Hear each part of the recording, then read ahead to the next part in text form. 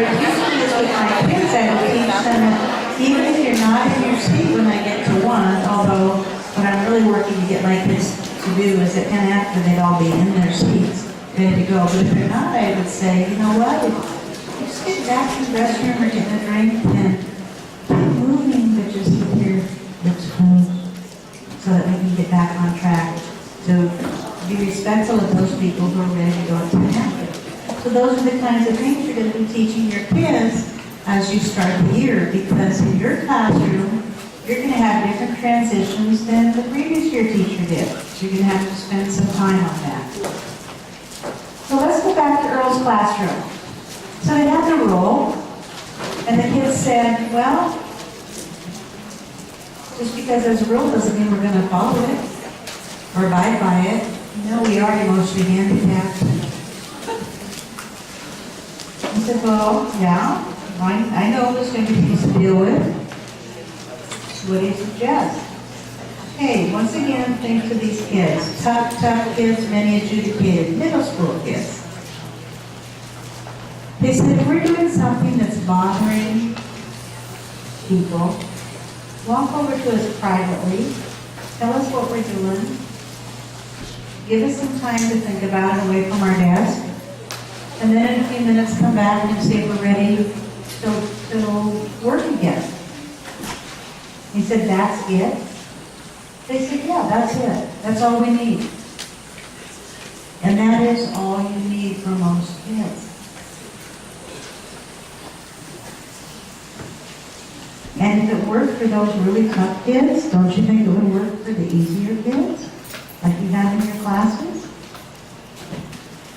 Because even the toughest kids you have here aren't as tough as some schools we've been at.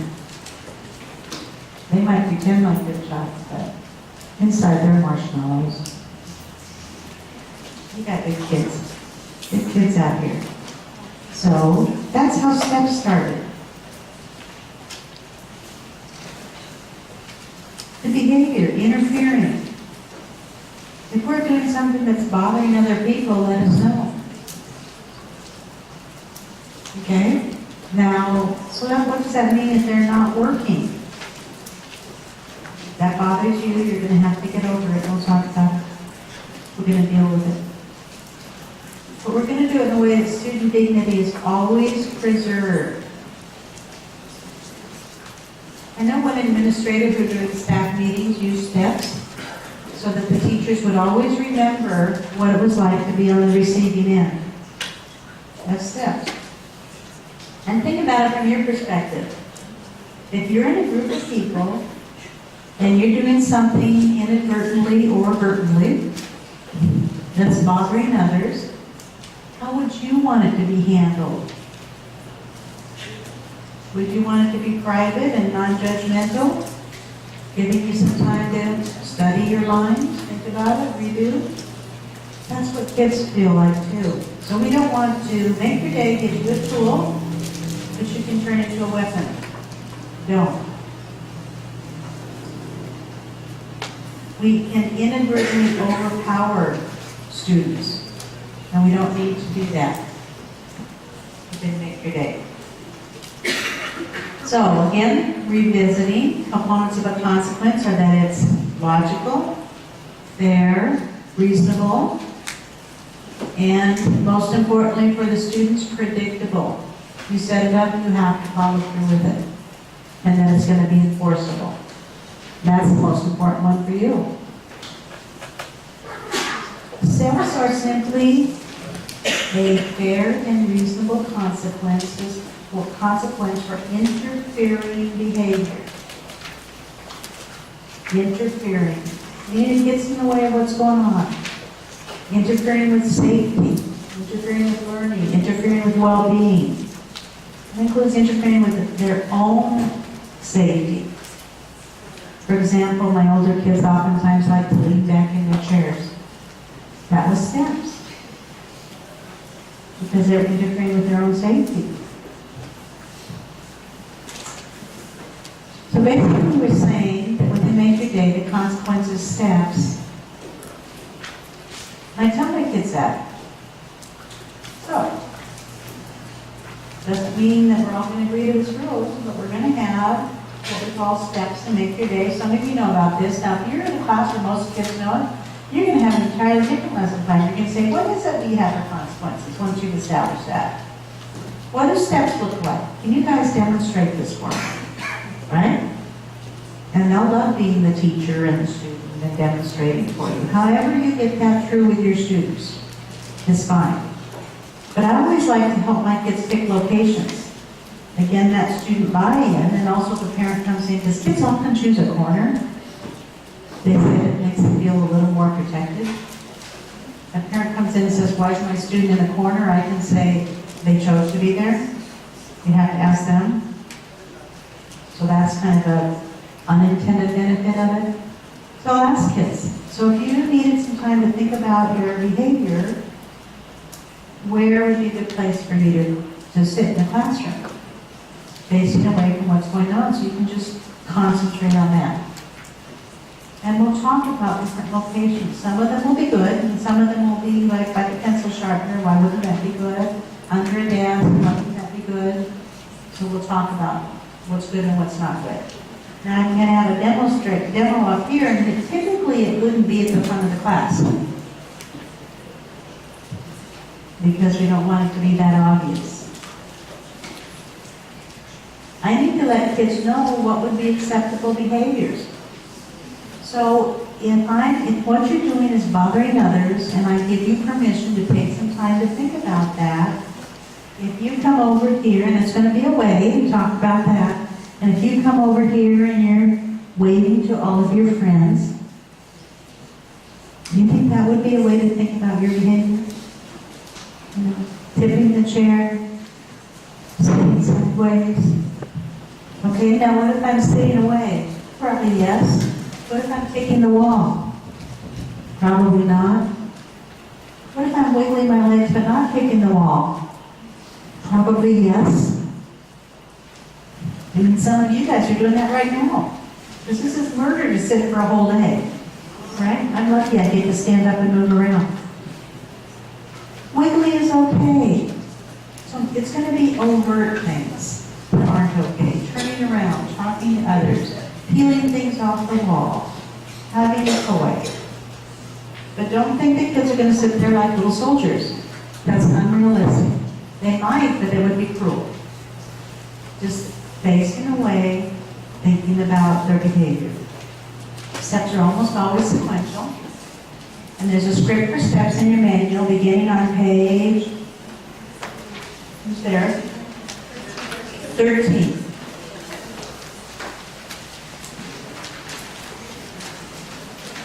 So practice this with your students. I practice steps 1 through 4 with my students because I want them to make informed choices. Step 4 involves the parent coming in, so we just role play it. Okay? I want them to know at each step of the way, if they decide to move to another step, what it's going to consist of. And for you as teachers, you're thinking, oh my gosh, especially at the beginning of the year, and you look at your stacks of curriculum, and you think, how am I going to get through this?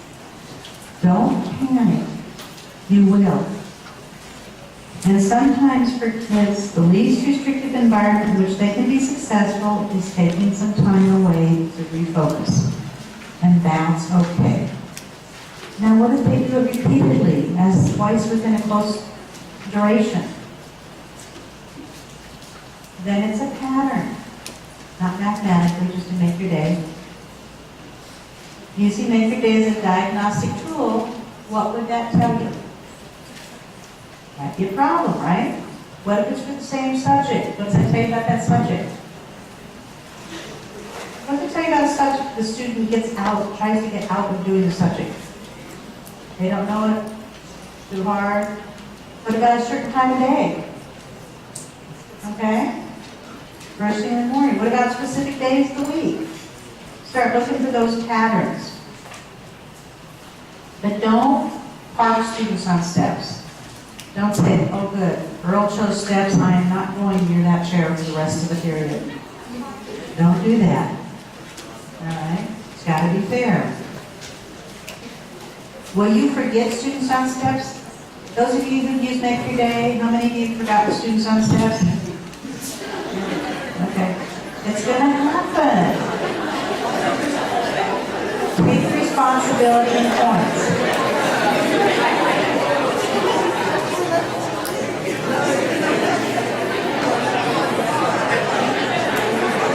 You're all coming on the table.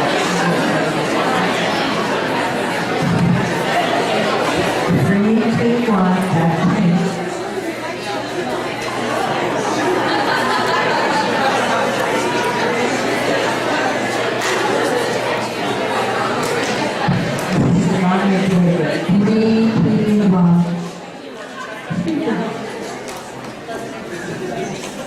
And so now that you've heard at your table the people who did it, that lets you know, tell your kids, if we all get up and leave, you need to go with us. Because they'll stay on steps when you get out to the fire drill that you spent time talking about this morning, and you won't have everybody on your roster standing in line with you. Then you go, oh, you're on steps in the burning building. So tell your kids, if we all leave, you get up and go, because they will not leave. And kids have been left in assemblies and in hallways and in classrooms. So it's happened. When and where are steps used? All over your campus. Everywhere on your campus. In Make Your Day, every student on campus is your student. You're the teacher of every student. So that means if you're a 7th or 8th grade teacher and you see a kindergartner that's running down the hallway, you need to address it. And if they burst into tears, you just have to get over it and be kind and gentle. And remember their steps are only like 30 seconds. But you can't ignore it. And for kindergarten and first grade, those big scary 7th and 8th grade teachers do something that's interfering, don't ignore it. Deal with it. And are they gonna go, yes, because that's the age they are. So don't worry about it. Just be respectful. So what's what? We talk about interfering behaviors, and there's also non-compliant behaviors. So we've got to be really clear on that. So interfering behaviors, those are easy. Those are things that are usually overt. They involve noise, touching, self or others. Those are easy to figure out. Okay? Then we have non-compliant behaviors. And here's the best definition I can come up with. It's just stuff that bothers you. They haven't taken out the work when you asked them to. Does that bother you? Get over it. Everybody's writing and they're not writing. Get over it. Okay? You're going to deal with it, but not to a point. Why deal with it right then? You're busy doing what? What do you think to do? Teach. And how many kids do you have that are learning? Most of them, right? So if a student isn't working, just let it go. Check in with them, and we'll have some examples. But let it go because there is a consequence. 2 of them, actually. What about the work they're expected to be doing? What's the grade going to be on if they're not doing it? Okay? And they're going to be held accountable at points. So let's make sure we're really clear on that. This young lady seems pretty focused. Maybe she's thinking of something, but the problem is, they're working on math or using manipulatives, and she's supposed to be forming equations with her manipulatives. Interfering or non-compliant? Non-compliant. So I'm going to check in with her. You understand what we're supposed to be doing? Yep. And then I'll say, I'll move on. I'm not going to try and convince her. Okay? Because I have all those other kids who need my help. And I'll say, fine, I'll come back, and we'll, at points, we'll deal with it. And people say, well, it's a whole period, she might not be working. Yes. Is it going to be the whole year? No. Because you're gonna deal with it if it shows up how many times if it's a section? Twice, right? And even that time, you can find a different time, say, you know, I noticed that you're not working during this period, or when we do this activity, tell me what's going on. How can I help you? All right? Oh, it's South America! Which would be good if you said, shout out the answer when you know it. But the expectation was, sit quietly, raise your hand, and I'll call on you. Interfering or non-compliant. Right. And how does she interfere? You have to explain this to kids. How does shouting out an answer interfere behavior? People might be busy thinking. That's right. So you deprive them of the opportunity to have the answer. Okay? So, interference is going to be steps and then points. Here's one of my favorites. This young man has decided that this period he'd like to admire his model cars collection. Lines them all up and is looking at them. I see some of you are looking at me like, we're going to have to get over this, aren't we? Interfering or non-compliance? With who? You can interfere with yourself. Only if they choose to look at it. If they choose to. What's the expectation for every student? Kindergartners can ignore if you expect it and follow through with it. If they look at him, it's because they're choosing to look at him, which means they're choosing to not earn points. He's not interfering with anybody except you. And you have to get over it. Okay? This will make you happy, however. Don't encourage him to do it. Interfering or not compliant? Yeah, interfering, isn't it? Okay? So instead of cards, it could be a cell phone. It could be a water bottle. You told them to have water bottles in their backpacks. It could be a toy. Yes? Hi, I'm sorry. I just need a clarification. Students are allowed to interfere with their own learning? Yes. Without going on step? Yes. Okay. But not their own safety or their own well-being. Yes. Because we're inviting them into the process. If we make them do it, there's no longer the invitation, it's no longer a choice. And that's hard. Especially hard because, you know, you've also learned somewhat, well, engage every student, they're going to be engaged 100% of the time. No, they're not. Some kids are going to do this, and it's okay. Is there a hand? Yes, go. I'm new. That's okay. A lot of people are saying, thank heaven she's asking that question because I'm afraid to. So, if I'm being observed that day and a student is not, if he's doing what that student is doing, what would be the expectation of my handling? Okay, well, we have an administrator here. Okay, I'm going to tell you. Wait, can everybody hear her? Yeah, I had a real hard time because I'm an 8th grade middle school teacher. Wait, let me bring my. I taught 8th grade for 10 years. And learning to make your day, I was the biggest pushback ever. Ever. Because I was in control of my classroom. Nobody did anything. Everybody looked at me because I was pretty and I knew exactly what I wanted them to do. And Earl and Cheryl came and told me this the year before I worked in prison. I'm not going to have them, first of all, toys in my classroom. So, I fought the first year, and it was a very difficult year. Then when I realized I'm the problem, the year became so much easier the second year. And I didn't implement it in the classroom. I was the assistant principal. And I saw teachers who did versus teachers who didn't. It's so much easier if you have to let it go. It's hard. That's why 21 Keys is very important, but you have to learn to let it go, and it makes your life that much easier.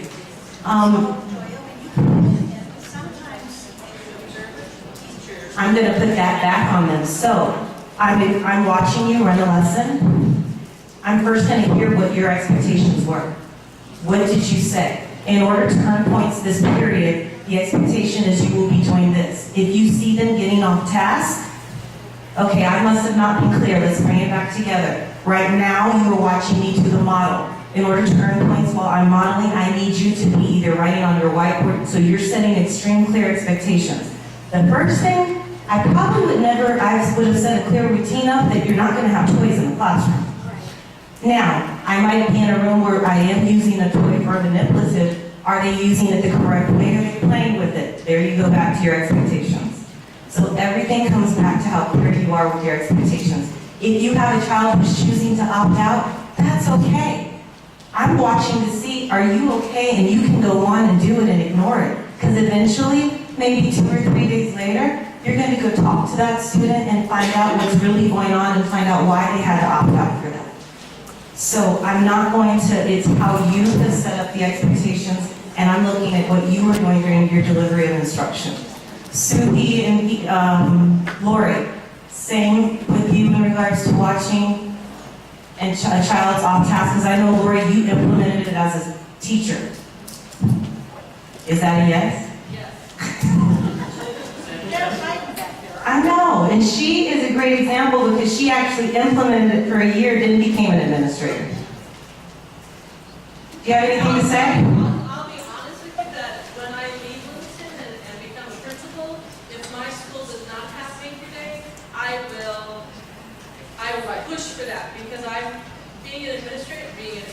being in education for the last 24 years, I've done it all. I've done the red cards, yellow cards, green cards. I've done Ed Court. I've done Lee Cantor. And this by far takes the ownership away from you and puts the responsibility back on the student to make the correct choices. And yes, you do have to let some of it go. And you have to put that control over into the student. But this program is just absolutely wonderful for the classroom teacher, as well as for administration, as well as for parents, because the parents, even though they don't like to hear about their children making poor choices, it allows that child to take responsibility for what they've done with their parent right there. So I'm right on your bandwagon, Ms. Pitts. And Ms. Eastep and I worked in a school that did not have it, and I have to agree, it's going to be hard to go back to some place that does not have Make Your Day. Yes, Dr. Lidette. And just to let you know, as you're a new teacher and you're a second-year teacher and you're thinking, well, what do I do when my administrator comes in? Because I know you're thinking that, and those kids are not working. We know the program. We know that they're choosing to opt out, so we're not worried about that. So don't worry that, oh my God, someone's walking through and then my kids aren't doing what I want them to do. That's not a concern. What about if it goes for weeks and weeks and nothing is happening on behalf of this kid? Is that a concern? Then it's a concern. And believe me, 6th, 7th, and 8th grade teachers, we're the biggest ones to fight this because who cares about points? Kids don't care if they make their day. Some of those 8th graders, they really deeply, it bothers them. Sometimes more than a kinder or a first grader. So it took me a few longer years to realize because we had some growing pains with Make Your Day, especially in the upper grades. We're getting there. Yes, Ms. Hornstra. I was actually a teacher too who implemented this for, I'd say like 3 years of implementation. I looked at it in a very different way than Ms. Fitz did. It changed my teaching life forever. I went from being the drill sergeant, you do it my way or no way, and then I'm staring you down and you better follow and blah, blah, blah. And I went from that to willingly wanting to try Make a Day, and my relationships with my students changed so much from using Make a Day because, and they were positive. I was no longer going home stressed because kids were trying to argue back with me or just be purposely defiant. And the first year I implemented it was the best relationships I've ever had with students, and it continued after that. So I think you'll notice that, and I was also a middle school teacher. So when people tell me it doesn't work in middle school, it works in middle school because you just have to follow it with fidelity. And as long as you do that,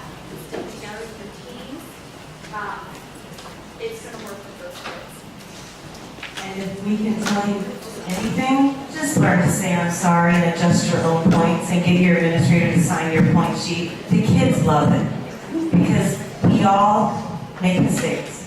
We all have been on task at times. And I have to get my point sheet signed. So learning to say I'm sorry and moving on is wonderful.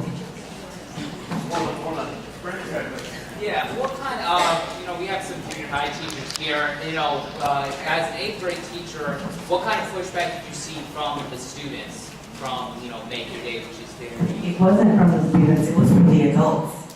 The students are willing to take it.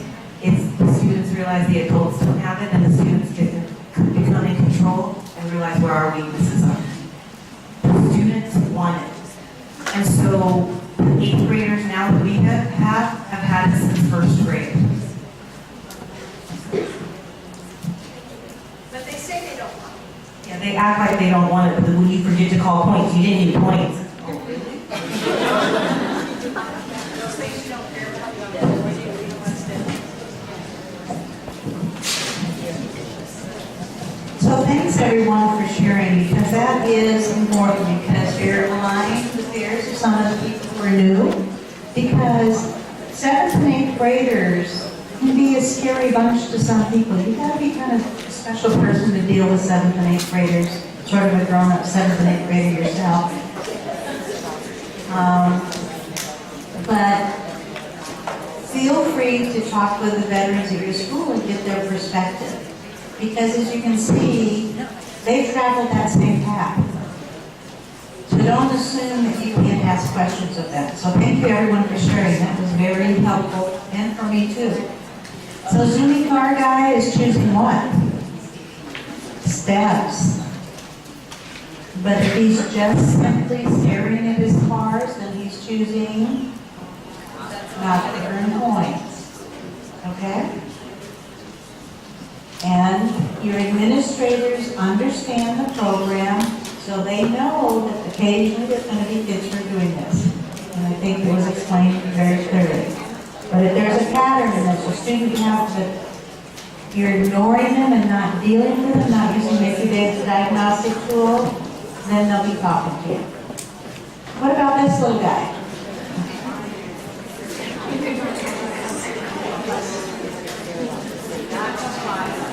Just simply non-compliant. Okay, am I going to be worried about his body language? Someone said defiant.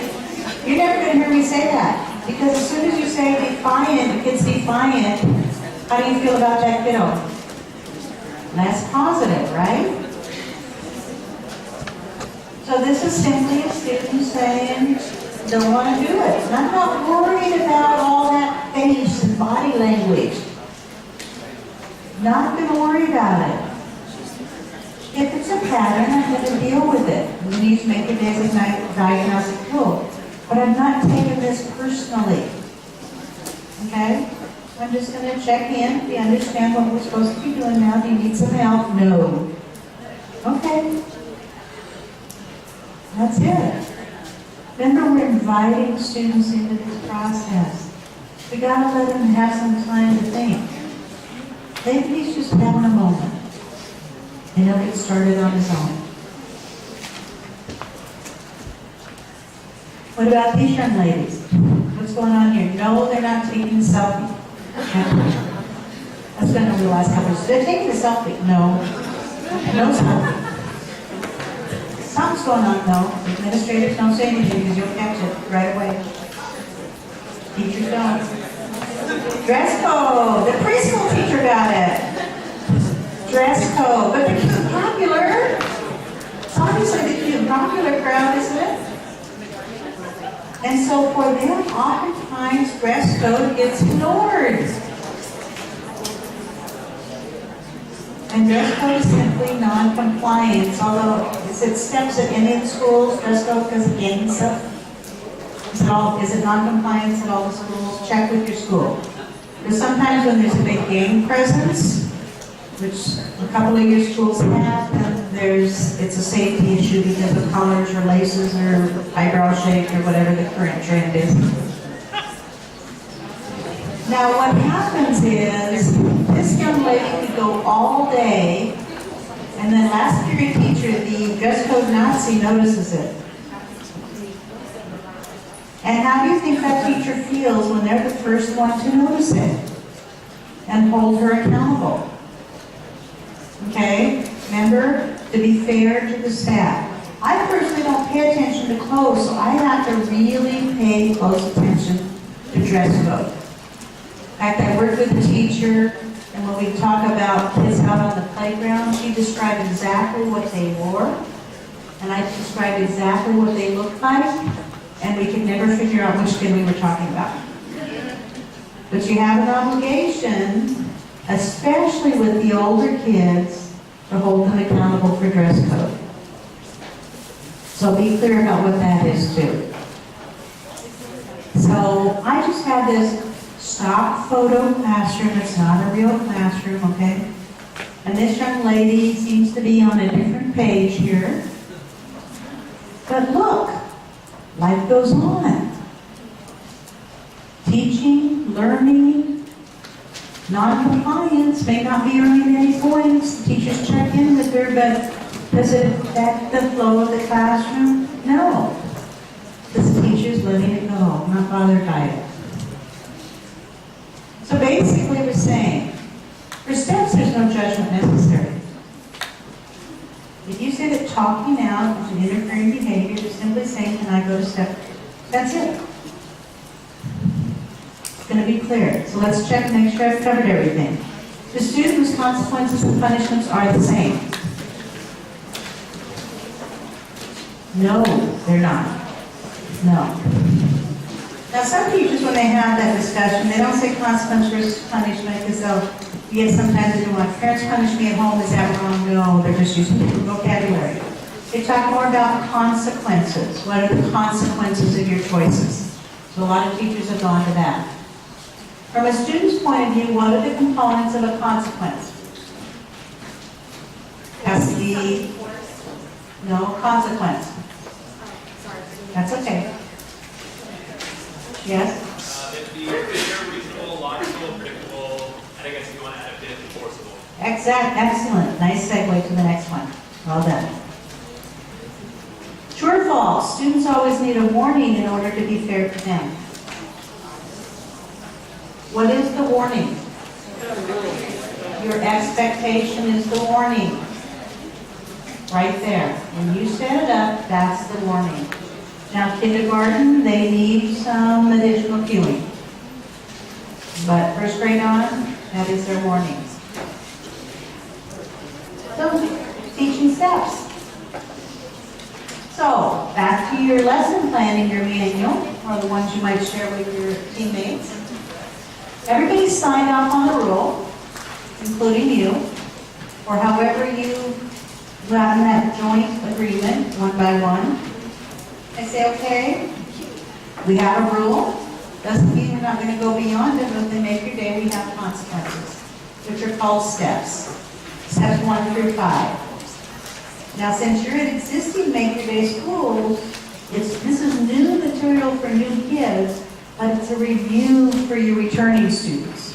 So that's where you can vary this lesson plan and say, okay, we know the consequences of the steps, let's see what they should look like. Let's practice them. Let's help the students who are new. Let's get over our summer brains. However you want to do it. So, some opening lines that people have used. Perfection, mistake. Mistake is a nice one. Works especially well with the older students. In fact, it was an 8th grade teacher who first, we saw this, first use this. And she related it to movies, TV shows, etc., when they do the bloopers or outtakes. You know, all the kids have seen that. She said, well, that's called a take. When everything's going along, camera's rolling, that's a take. But they forget their lines. Does the director fire them? Say, that's it, you're off the show? No. They have a mistake, so they give them the script. Sometimes they go off to their trailer, they go off to the side, they study their lines and do a retake. So take, mistake, retake. And that's really successful with a lot of grade levels. Because they see, oh, this happens to everybody, not a big deal, and I get to do a retake. So in place of punishments, you can say, so these are all opening lines. Pick the one, pick an opening line that works for you and your style. This was an example of a teacher who said, what are some behaviors that got you in trouble? This was her first year school. And they went through the behaviors, talking out, running, etc. What happened? You didn't have headings up there yet. What happened? Well, we were talking out without a name on the board. We were running in the hallway. We had to practice walking all during recess in the hallway.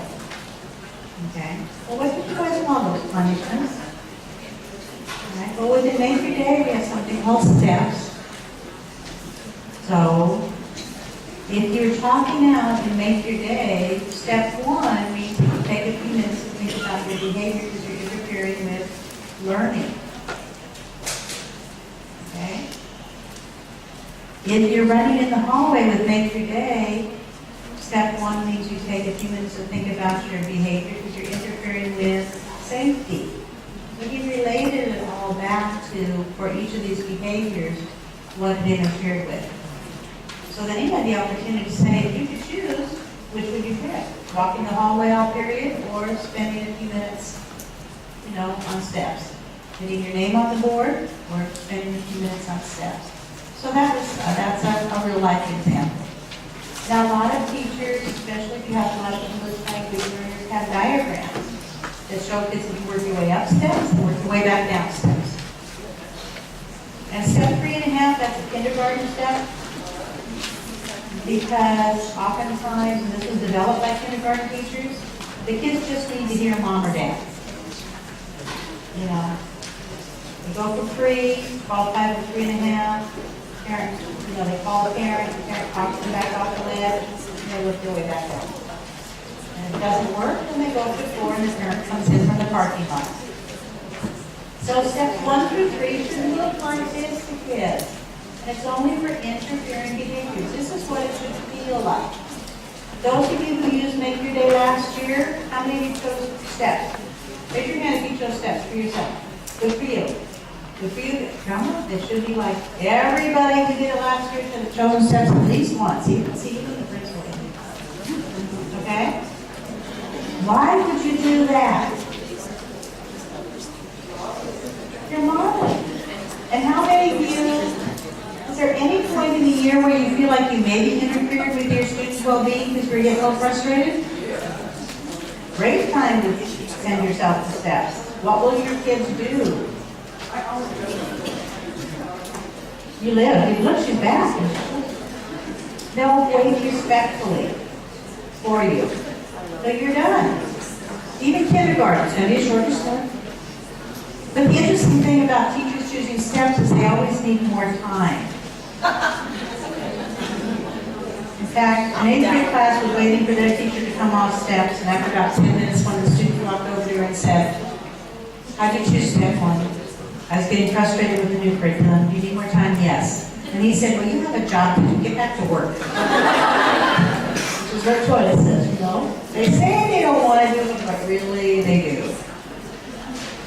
So step 1, and I'm just going to, for today, introduce step 1, and then we're going to stop, okay? And we'll finish 2 on Monday. So step 1, how am I going to approach? Who would volunteer for me who's up close? Who's going to? Any volunteers here? Any volunteers? Okay. You want to just come right up here.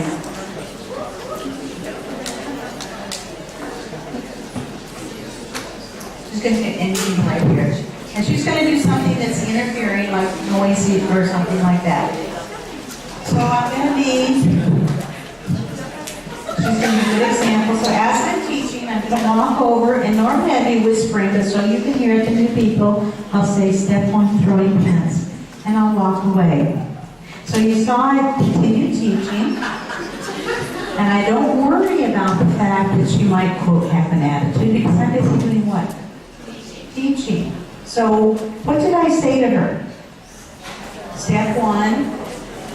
So did I say step 1 interfering? No. I said the exact behavior. Step one, interfering. How long is she gonna be over here? Less than 5 minutes, right. So let's pretend we fast forwarded 5 minutes. And again, I'm going to not whisper because you guys need to hear it. How'd you choose step one? I was interfered. By, Criminals. do you need more time? Yes. Okay, I'll be back to you. Okay, and that's how that would go. Do I have to go back every 5 minutes to check in? No, I don't. I don't, because you know, really what we found is kids need more time, they need more time. Okay? But for the interest of time, we only have 5 minutes left. Wander back over. If you're ending, it's like 10 minutes later. How'd you choose step one? Interfered, I felt hurt. Do you need more time? No. You may return to your seat. And you can go back in. That's what step one looks like. Without the mic. Okay? Did I get upset when she was like, oh? No. Were some of you laughing? We'll take care of that with shadowing. Tomorrow we talk about it. Maybe Monday we talk about it, okay? What if she was over there and I couldn't get to her? Remind me of your name? Julie. Could I have said, and she was throwing markers over there, could I have said, Julie, would you come here for a minute? Let's go ahead and handle that. Julie, would you come here for a minute? So let's say she was throwing markers over there. What am I focused on doing? Teaching, right? So she gets to me and I'm going to say, do I care that she did that? No, because I'm busy doing what? And then we would continue on. Okay? So if I can't get to her, I can call her up to me. And this tone of voice, neutral, not worried about it, I'm focused on teaching. Did I look at her? Did I turn my back to the classroom? Am I scared of you guys? No. Where's my focus? What's more important? Your learning or this behavior? The learning. And if I turn away from it, I'm saying this is more important. Question. How many of you are afraid that when you say that to a student, they won't move? That's right. They will if you do it respectfully and you've set it up clearly. They absolutely will. And if they don't, you're simply saying, I'd like to go to step 2. That's all. So it's not a big deal. Now I know when the kids are taller than you, which for me happens about 3rd grade on, it seems like, well, I gotta like be really big so that, you know, no, you don't. I can be on campuses where kids don't know me. Big, tough gang kids. And if they're running in the hallway, I call them over and say, step 1 running. And they comply. I say, look what is expected. And I'm not being disrespectful to them in any way. In fact, what kids count on is if you can keep them safe. I know one young man who had extreme anger problems. And he and his mom finally went to counseling. And here's what he said to her. He said, when I couldn't control yourself, I needed to know that you could control me. So you have those middle school kids whose emotions are all over the place. They need to know that a calm adult is going to keep them safe. That's what STEP is about. Yes. You know, is it important to use the word, you to say you've chosen step 1? Or can you just say, like you said when you started with 8th grade, can you say step 1 running? I simply just say step 1 running. A lot of teachers, and thanks for bringing that up, say, yes, you may go to step 1 for running. You chose step 1 for running to reinforce the idea that they chose, you're just following through. Giving them the power. Right, yeah. That gives them the power is a good way to say it. Okay, so, 1 more minute, you guys can maintain, I know it's been a long day. And I'll stay back here so that I'm out of the way of the rush for the moment. Eyes on me, voices off, please, for 1 more minute. On Monday, we start first thing, 8 o'clock, I think, or something like that. Is that what it says on the schedule? 8 o'clock, here again. I'll probably do just a touch of review, and then we'll go right into step 2 and get through steps, including 4 points with concerns, closing out your day, and you'll be ready to rock and roll. That's all. Bye-bye. Appreciate it. Now, this is going to seem a little odd for our second-year teachers because yesterday I played the role of a first-year teacher for just a little bit.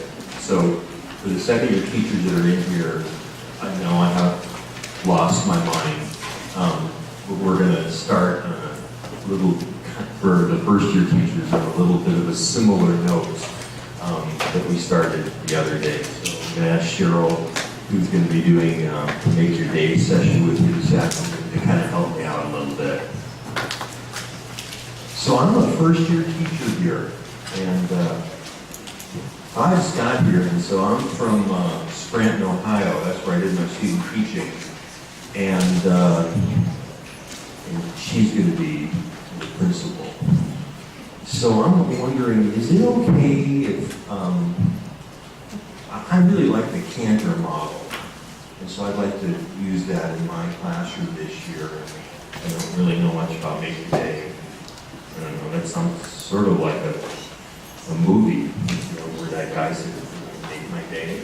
I don't know. It has anything to do with that. But Clint Eastwood movie. So is the expectation that is it okay if I use the Cantor model in my classroom? Well, you might remember from your interview process we talked about, we have a school-wide system. Of course, there were lots of questions, and I know it's kind of intimidating. So, short answer, no.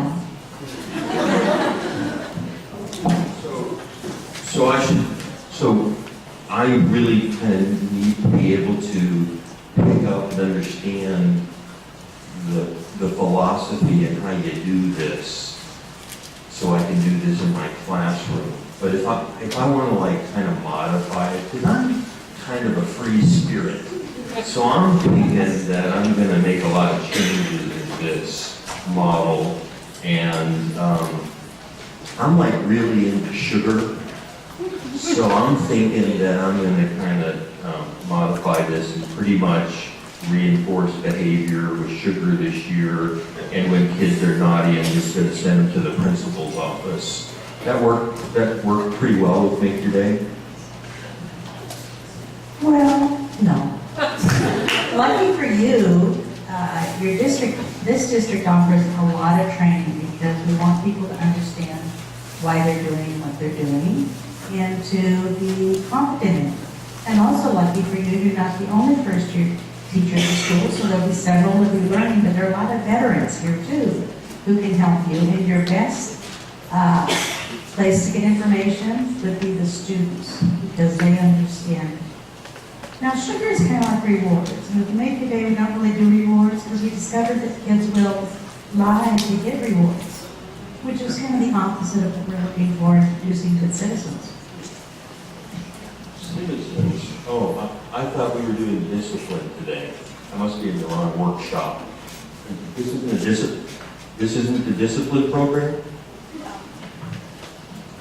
Some use it simply for discipline, but we like to expand it into helping students become well-rounded citizens, because that's ultimately what makes them productive in the world. So, does this thing Make Your Day program or philosophy? Is it just kind of for schools that are like Title I schools where there's like a lot of kids who I think we have about 80 or 90% free and reduced lunch? It's pretty much just for us, right? Because we're special. Our students are very special at this school. However, Make Your Day works and is implemented in schools that are 100% free and reduced to 0% free and reduced, because kids are kids. And they all need consistency and fairness, and the system is logical and it's respectful, so that each school becomes a collaborative community. Some schools bring it in because they have a lot of discipline problems. Some schools bring it in because they just want to have everybody on the same page because we know that helps kids. Oh, so it doesn't, the socioeconomic background of the school isn't, you don't just do it in schools where, oh, okay. So, I know that I was reading through some of your stuff here, and it's like there's this guideline or something that says no one has the right to interfere with the learning of safety or safety of others. And then right under that, there's a line that says, do what is expected and do the best that you can. So both of those are a part of it? Yes, our school has a rule, as does every school that uses Take Your Day, that they've developed. And it usually runs along the line of no one has right to interfere with the learning, safety, or well-being of others. And that covers everything. You'll have with your students a discussion about how rules are helpful to help them learn and help you teach. And underneath that all are all expectations. I know it's probably brought with you a lot of posters that say classroom rules. Just cross out rules and put expectations, and you'll be fine. I think I kind of get that. So, if kids are like really are doing what's expected, that pretty much wraps it up. If I'm a classroom teacher and I'm starting as a first-year teacher, and I say it's time to be quiet and read for the next 20 minutes, then make your day of working. There's this part to it that says, and do the best that you can. I mean, is that really, is that for real? Or is that just like a kind of a nice thing to say, give it a whirl, give it a try? I get the part about do what's expected.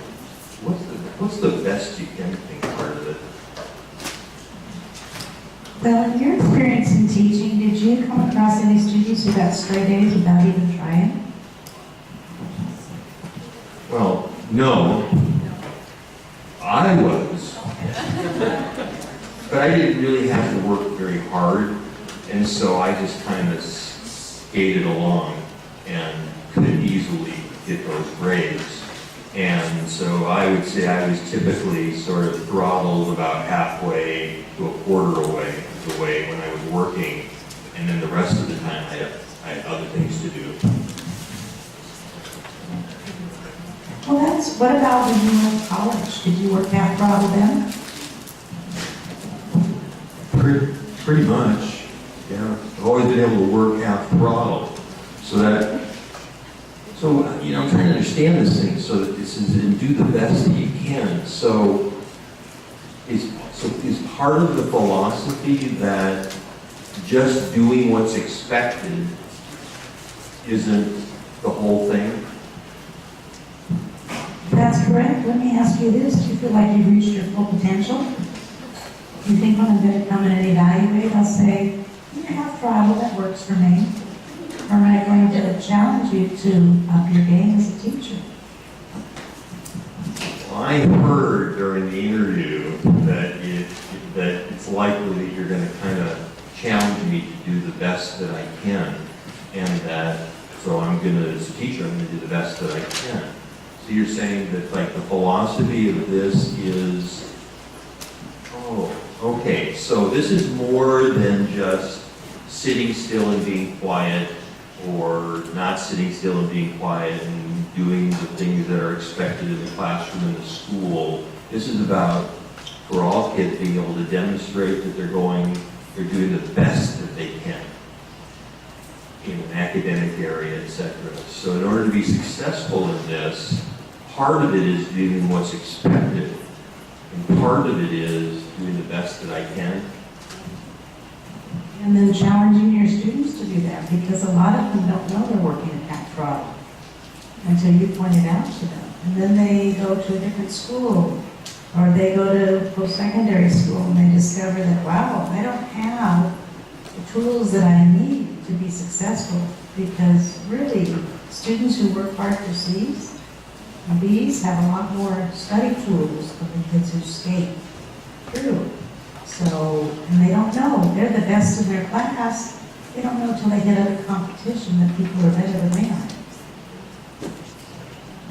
So one more thing, I just want to see if I understand this, that, so if I'm like going to do the best that I can, the goal then is that with the kids in my classroom, I'm trying to develop some sort of an internal sense of that they're trying to do the best that they can, and I'm there to facilitate that. That's exactly right, because you see our district's moved up to a B. Is a B as far as we can go? Is a B acceptable for your students? Or will you want to challenge them to move up to that A? So if I have a student who has an IQ of 225, and it doesn't, I don't think it goes that far, but we'll pretend, and the work that they're generating is kind of like, it's kind of evident to me as a teacher that they're not really doing the best that they can. There's some work to be done somehow related to Make Your Day. Well, part of it is you can use Make Your Day and hold them accountable in points. You have responsibility as a teacher to find a curriculum that challenges them. We have a set curriculum. That doesn't mean you can't expand it for students. You're going to need to expand it for some of your students so that they do more in-depth learning and stretch their brains a little more. Now, and then you'll keep them interested, because probably a student with a 225 IQ finds the work boring and mundane, so there's no interest for him or her. So you've got to challenge them. So suppose I say that, in Make Your Day, that like, I have a student who thinks that they're during math time, that they were really doing what was expected, doing the best that they can. But I'm the teacher, and I kind of look at that and go, I don't really agree with that. So now I'm in a conflict. So how, is conflict resolution part of this thing, or? Well, within Make Your Day, there should never be a power struggle or conflict. When it comes to, the student will say, I earned all my points because I did what was expected. And then during concerns, you can say, you could have done more. There were some challenge problems that you didn't try and had time to do those. And so that student can do just what you're doing, which is not agreeing, and I'll just offer my viewpoint. And if sometimes we agree, sometimes we agree to disagree. So there's never any power struggle involved with this. So there's like a lot of parts to this. So there's like conflict resolution, there's like some citizenship things, so that maybe it transfers out to the playground. So this is more than just getting kids to behave. Yes. Much more. That's just the beginning. So I think I get it, and since it's expected that in Littleton we do Make Your Day, that I think I'm going to go along with it. It just seems like a good idea. And that's wonderful, but if you get to the end of the year and you find out that philosophically this isn't a good fit for you, my feelings would not be heard if you said, you know what, I need to find a different district to work in. Because this doesn't fit for me. And I'm being real serious. How many of you, when you pick a school, look at the whole school, or you're just happy to get a job?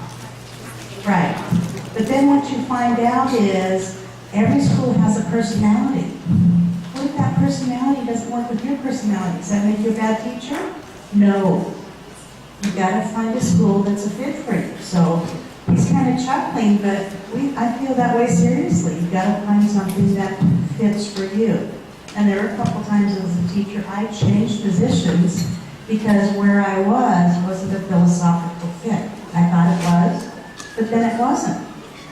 So my husband would always say, you resigned and you don't have another job yet? Yes, I did. And I always got another job.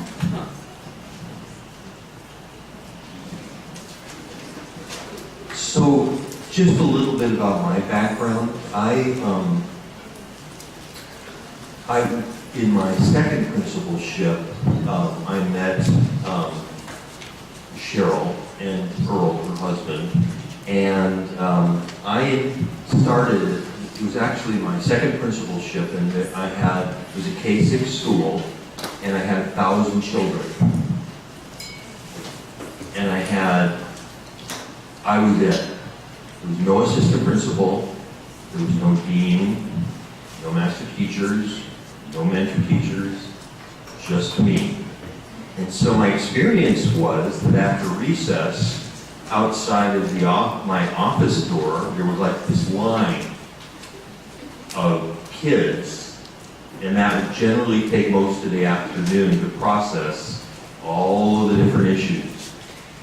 So I wasn't getting out into the classrooms very much, and I said, this is not going to stand. I'll fry here in a couple of months, so I don't think I'm going to be able to do this. So I met Earl, and he said, well, we can probably work this out so we can maybe get the line down a little bit after recess. And lo and behold, he did. And the line went down. And so we got together as a staff, and we talked about it, and the worries of the teachers were that it was going to take too much time. And in the end, the teachers told me that it actually saved them time. That's a true story. So I experienced from the principal side for multiple years and watched people deliver it effectively. And it took a while for them to kind of get it and evolve with it and develop the skills to do it. It's not a cookbook. It's a mixture of both your personality and some procedures and a way of thinking about kids. So it's, what I wanted to say to you as you get started with Make Your Day, and I'm speaking primarily to our new teachers, is that I don't know what kind of system you student taught in or system that you came from. This might be a little bit of a shift for you. And so we'll ask you to work real hard over your first year. It's a big goal to evolve with Make Your Day and implement the philosophy. And part of what Cheryl's going to do with you today is start with the philosophy. Now, some of you are going to want to, the left side of your brain's going to want to know, tell me how to do it, show me the steps, how to do it, and you're going to want to move there quickly. If you haven't internalized or grasped the philosophy, or it's somehow you're having a conflict with the philosophy, I can tell you from experience that the model, the steps in the procedures can actually be done in a harmful way to kids. It's the philosophy first, implementation second. If you haven't embraced the philosophy, really the how to do it is not that complicated, but that philosophy that is underneath it drives it. So that's the part that she's going to start with. We're focusing on as a school district and kind of reinvigorating ourselves. It's that philosophy that will make the difference. And I can tell you that it works. And it works in schools that, I have friends who are principals and, some of you aren't from here, many of you aren't from here, but from high-end districts with high SES to the lowest SES. So, whether it works or not is really a function of you. It's not a function of the kids, it's a function of you. And I've been through the training several times with Cheryl and others, and I can tell you that it works. If you're a kid, raise your hand if you're a kindergarten teacher. This can be done in kindergarten. That's a little slower. And it can be done in middle school. It's a function of the teacher's attitude towards it with the kids and the philosophy. And with that, Cheryl is really an amazing human being, and you're getting it from, there are other people who do training that work with and through them, so you're getting it straight from one of the two people that put this together years ago. So I give you Cheryl Brown.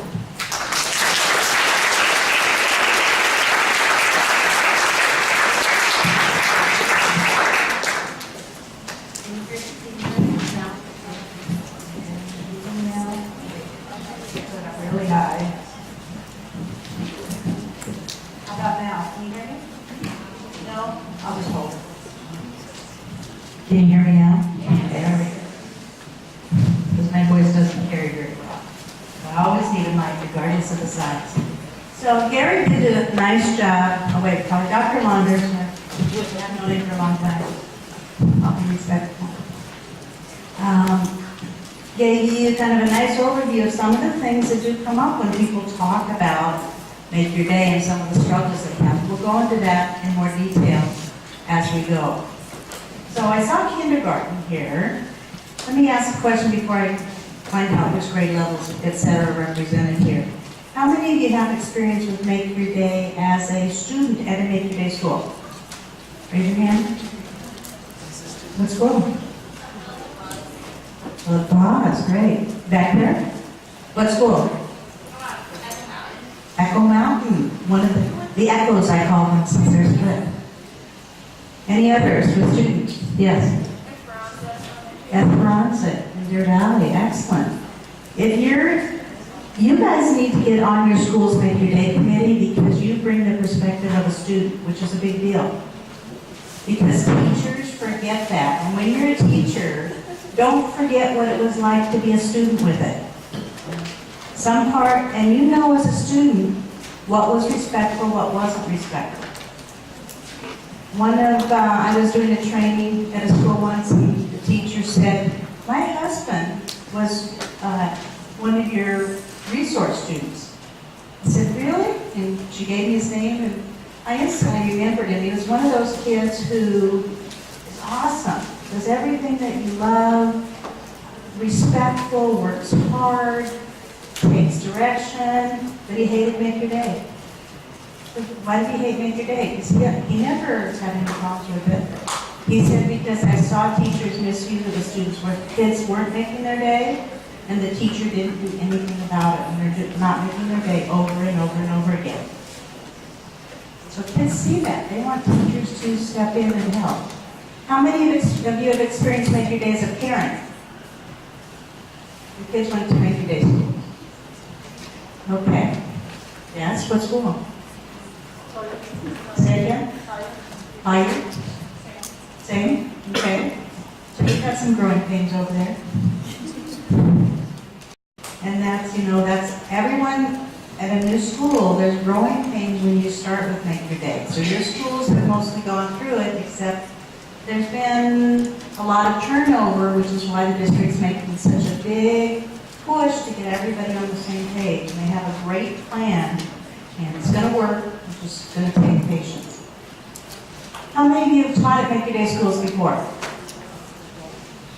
Excellent. Okay. So you'll have heard the training in different ways. This program has evolved, so just hang with me on it. I bring you the newest version because it's not a program that's stable. It evolves as we go to schools and visit and talk to students, and people find logistically better ways to do things. The philosophy has never changed, but some of the logistics have really improved over the years based upon that in the trenches work that has happened. So, kindergarten I saw. So we have, how many are primary here? Okay, how many are intermediate? How many are middle school?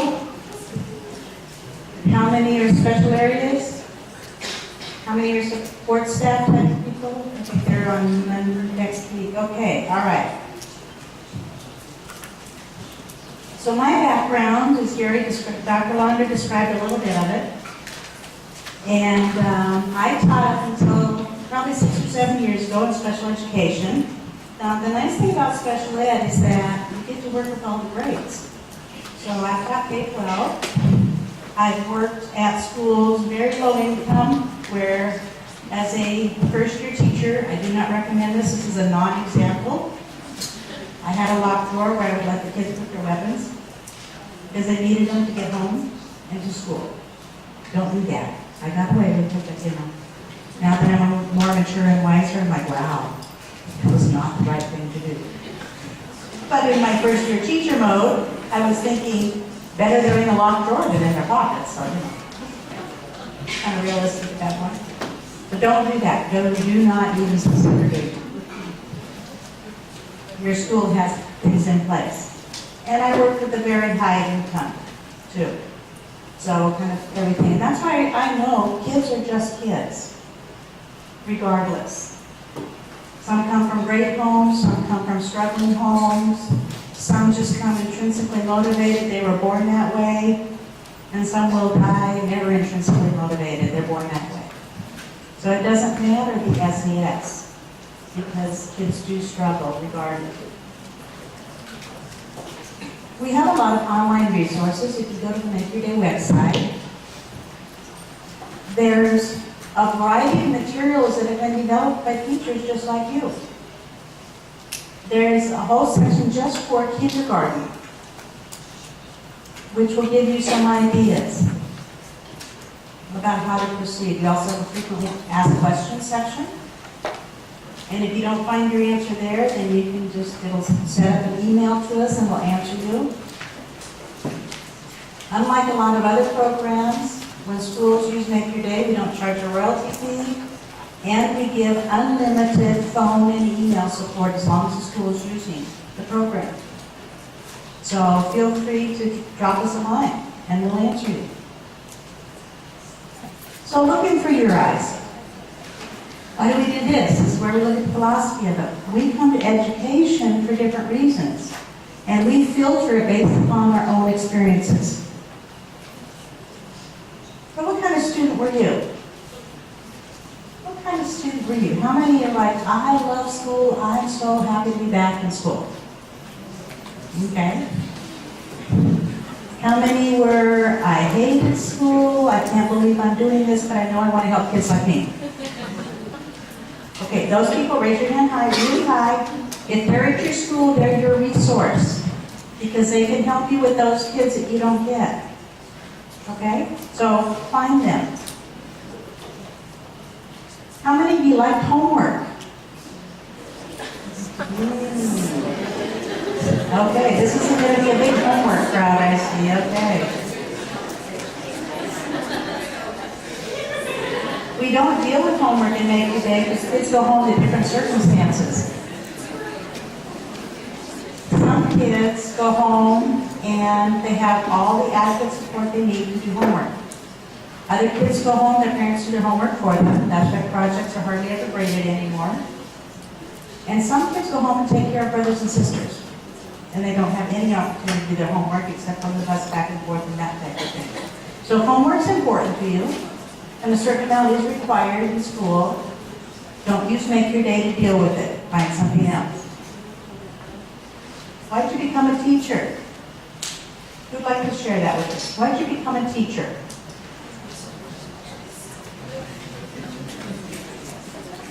Come on, be brave. Yes, ma'am. Well, aside from the benefits of our paychecks. And summer vacation. Yeah, Yeah. I mean, it's all for me. Mainly because of my teachers. You know, I had really good teachers through most of school. You had your 1-2s. Yeah, no, probably shouldn't have been in that career for a while. But that's what did it for me, was that my teachers. So your teachers that you had that were good inspired you to become a teacher. Excellent. Who else? Yes, sir. Also the ones that were not good inspired. Oh, that's interesting. I haven't heard someone say that before. You want to replace the bad teachers. Excellent. He wanted to, the teachers that weren't good inspired him to come and make a difference in the system. Who else? Yes, ma'am. I had a less than pleasant childhood, and school was kind of like a sanctuary, safe place, and I guess I wanted to teach so that I could kind of give back to other children that were in the same circumstance that I was in. Right, she said that less than satisfactory childhood, some of us have experienced that, right? And school was a haven. So she wants to create that for her students. How many of you come from another career? This is your second or third career. Okay, that's a huge benefit in the classroom too. Because when kids say, why are we doing this? You can say, this is why it's important.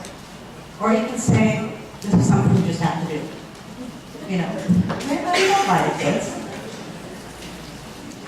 So Dr. Monder alluded to the fact that some people will struggle with make your day. Sorry, the phone. And that's true. And here's what we've discovered. If you're very subject-oriented and to broad brush it, I'll say kind of like 7th grade on up, we most often find this kind of teacher, they say, I don't want to take time for points and concerns because it takes time. It does. The first part of the year when you're establishing procedures, it's going to take you about 10 to 15 minutes out of every period. You have a 40-minute period, 10 to 15 minutes of it's going to be devoted to points and concerns. Once you get rocking and rolling with it, it's going to take less than 5. And some teachers say, well, I don't want to deal with steps either. Because I don't have time to go over and say, step 1, take some time away, blah, blah, blah. I just want to say, knock it off. Don't have time.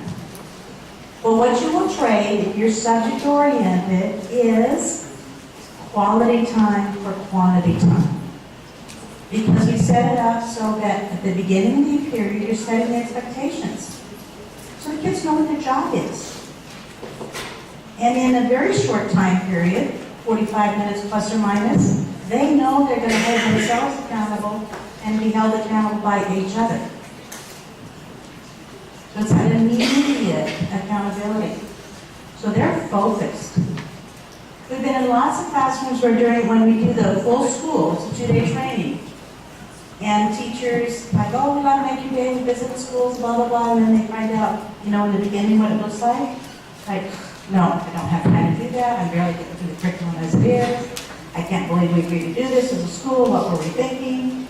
And we go back and do the follow-up, and they stop us and say, I'm 3 chapters ahead, 2 units ahead, a unit ahead of last year, same time. My kids are so focused. Hundreds of teachers have done this program before you, so trust that. If you're control-oriented, and I guess a better term would be micromanaging, and you want to have eagle eyes on everybody, and if they start to make a mistake, you want to jump in there and, no, this is what you need to do. If they don't have their work out, then you want to make them do their work. Other than kindergarten, which they do have to micromanage somewhat at the beginning. Make your days about helping students become self-managers. If we're always in control, how do they develop the skills to be a self-manager? And do you want to go home tired at the end of the day from teaching or from micromanaging? So let the kids make some decisions. I'm not talking about, it's okay to run in the streets if it works for you. Not doing that. But working or not working. Okay? Talking out, not talking out. Those aren't life-threatening decisions, and they make a difference. So let that go. We'll go home more rested. And then lots of times, low-income districts draw rescuers. And it's not bad to want to create, like she stated, a good, nurturing environment for kids. But we don't want to cross over into the enabling. There's speed bumps in life. If you had a perfect life so far, raise your hand. Oh, I can't raise my hand. Okay? If the things you encountered in life help you become the person that you are, let your kids do that too. You know, they'll learn. And I would rather have kids make mistakes on my time where we can work through it versus like smoothing the way so there's no speed bumps in my classroom. I might watch everything goes well and then they go to the next grade or the next school and it's like, whoa, they don't have the skills they need. So, be nurturing, but don't come out of the messes they get themselves into. What kind of people do you want your kids to be? You have a curriculum. By the time you start with kids, you're going to have a really good idea of the curriculum you're expected to follow. But some of you are already alluded to the fact that you have a secondary curriculum in mind of making a difference. I can tell you a lot of those things we can deal with and make your day. We have several opportunities throughout the day to work on. Anybody can shout out. What are some gifts, character traits, talents you want your students to leave your classroom with at the end of the year? Integrity. Respectfulness. Honesty. Congruity. So there's something over here. Critical thinking. Independence, critical thinking. Creative. Empathy. Say it again. Self-confidence. Self-confidence. And we could go on and on and on, couldn't we? Well, the good news is that you can cover a lot of that with Make Your Day. I already talked about why don't we use sugar, candy, rewards. That impacts integrity. Okay? We know it does. Adults have a hard time with integrity when there's a giant reward. We've seen that over and over and over again. Earl, who was one of the kids who did not like school, and well, he liked it up till second grade, and then that kind of fell apart for him. And he was one of those kids that you probably wouldn't have wanted to have in your class because he was very oppositional and contrary. Am I exaggerating, Dr. Launder?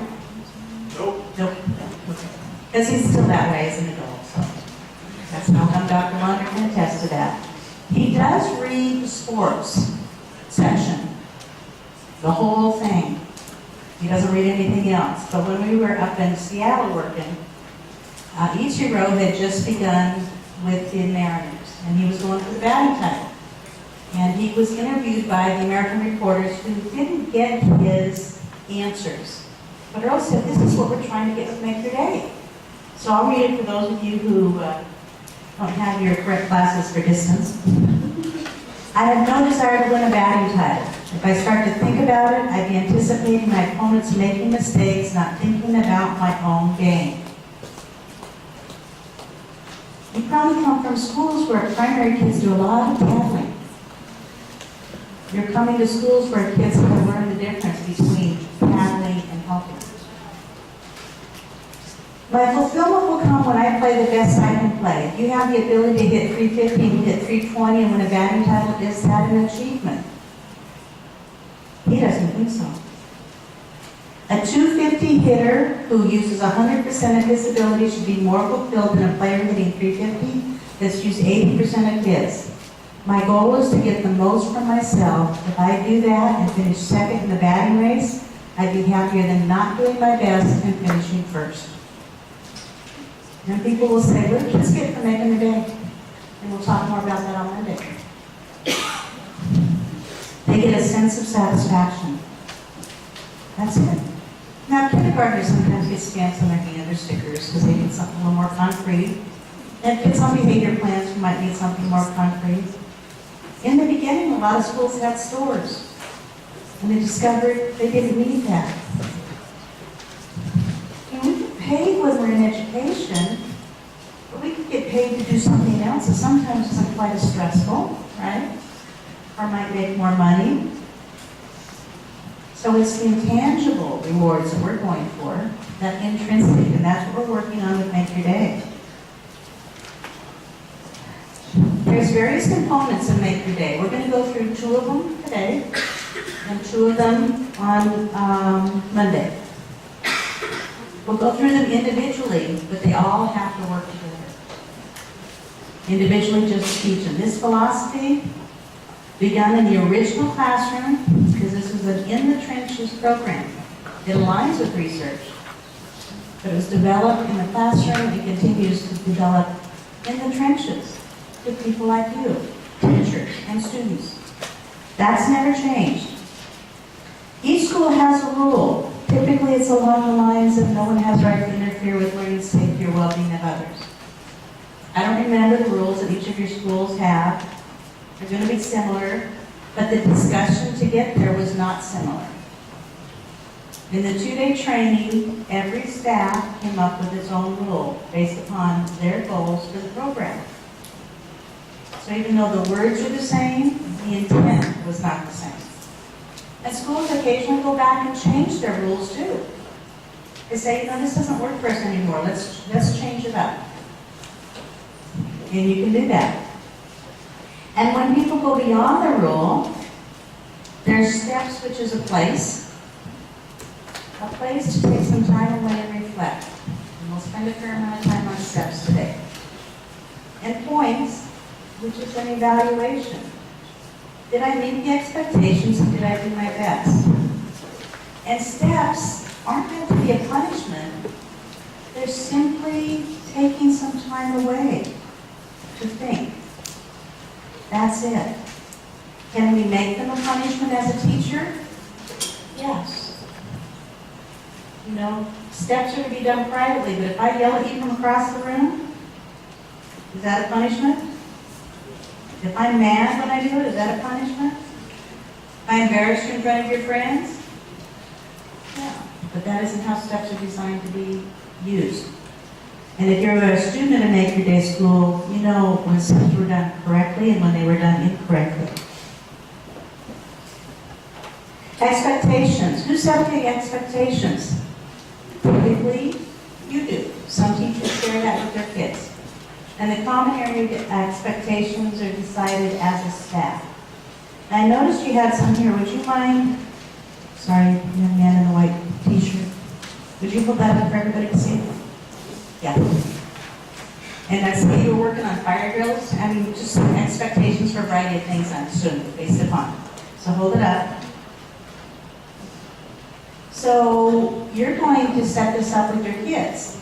Now, let's think about this from a kid's point of view. Remain calm. Is that pretty clear? Is that clear what calm looks like? You're going to have to teach your kids that? Okay. Look to your teacher. Is that pretty clear? Follow line of procedures. You know what those are. Walk quickly and quietly in a single file line. What does quietly mean? I hear no talking, I hear minimal talking, whispering. Here's what we're saying to Make Your Day, make it as clear as possible. You do have English language learners here. Walk quickly without talking in a single file line. Is that clear? Right. If you've worked with kids with autism, you already know to do this. Because quietly can mean a lot of different things. Stop in the class area, clear. Turn around in a single file line, face building quietly. Well, kids already know what single file line is, so you're going to have to teach them. There's going to be some teaching. Remain quiet. We already talked about that, right? Okay, does remain quiet mean keep your body quiet? Not moving your body? This is what you need to know to tell your kids, so you're going to want to clean this up a bit. Answer when your name is called, and then when entering quietly. So thank you very much. Appreciate it. Give them a hand.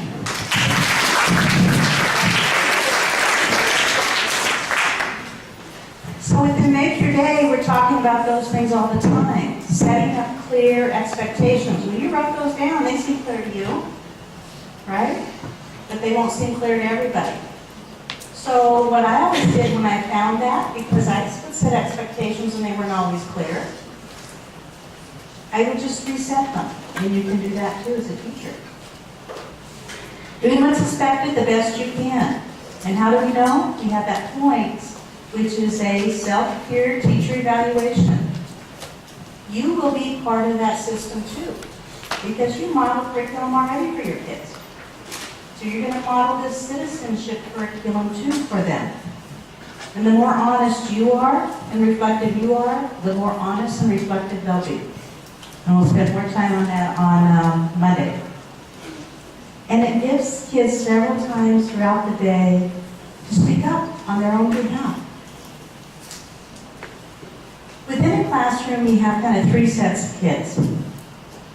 There's one set of kids, they're high profile because they have a lot of unwanted behaviors, which take a lot of your attention.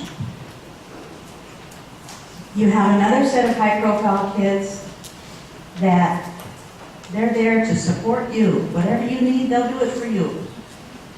They make sure you're organized, they make sure your desk is clean, they do all that. They get a lot of attention. What about those kids who come every day, work their hardest, and you can't get to them? They come every day too and do their hardest. With Make Your Day, when they say, here's what I did to earn points and here's some things I need to work on, everyone gets an opportunity to say that several times a day. Their voices are heard and you hear them. It's built in. You don't have to go home feeling guilty like, oh, did I even get to Susanna today? I don't know. There was so much going on. Points and concerns are meant to be helping. And we'll talk about how we can maintain that. Because if it's not helpful, then it's not what we're wanting. And when we get to concerns, if no hands go up, it's like a round of applause. And you did the very best you could, and you did a good job if you died with. Kudos. So all of those are components of Make Your Day. Steps, points with concerns. Two major components. Steps of the discipline structure. Points are where you get the real bang for your buck. That's what we call the kind of the citizenship portion. In the beginning, you're going to spend a lot more energy on steps. Because if you don't have that consistent, predictable environment for your kids, you can't, the rest isn't going to go well for you. And then once you get going, you're going to spend more time on points with concerns, more effort. And the benefit for you guys is your kids already know the program. They're going to really help you out. They're a good source of support for you. So if you get stuck, ask them. With Make Your Day, what we're talking about is developing a school community where everyone works together, cooperatively and respectfully. Students, teachers, and teachers are everybody who's paid to be on your campus. We call a teacher. Principal, crossing guard, secretary, fifth grade, art. If you're paid to be on that campus, you're a teacher as far as we're concerned because you teach kids. You develop relationships with students. And that's part of teaching. So we embrace our parents with this too. Like I said, Make Your Day began in the classroom and it continues to evolve based upon what goes on in classrooms. And why is it at your school? I don't know. You'd have to ask the veterans who brought it in. Because like we talked about, there's a variety of reasons to bring it in. And the benefit of being new to it is you bring a fresh perspective. Now the veterans will say, oh, we remember what it was like before. This is way better. And you'll think, well, it seems okay, but I think we can make it better. So help your veterans get there, respectfully.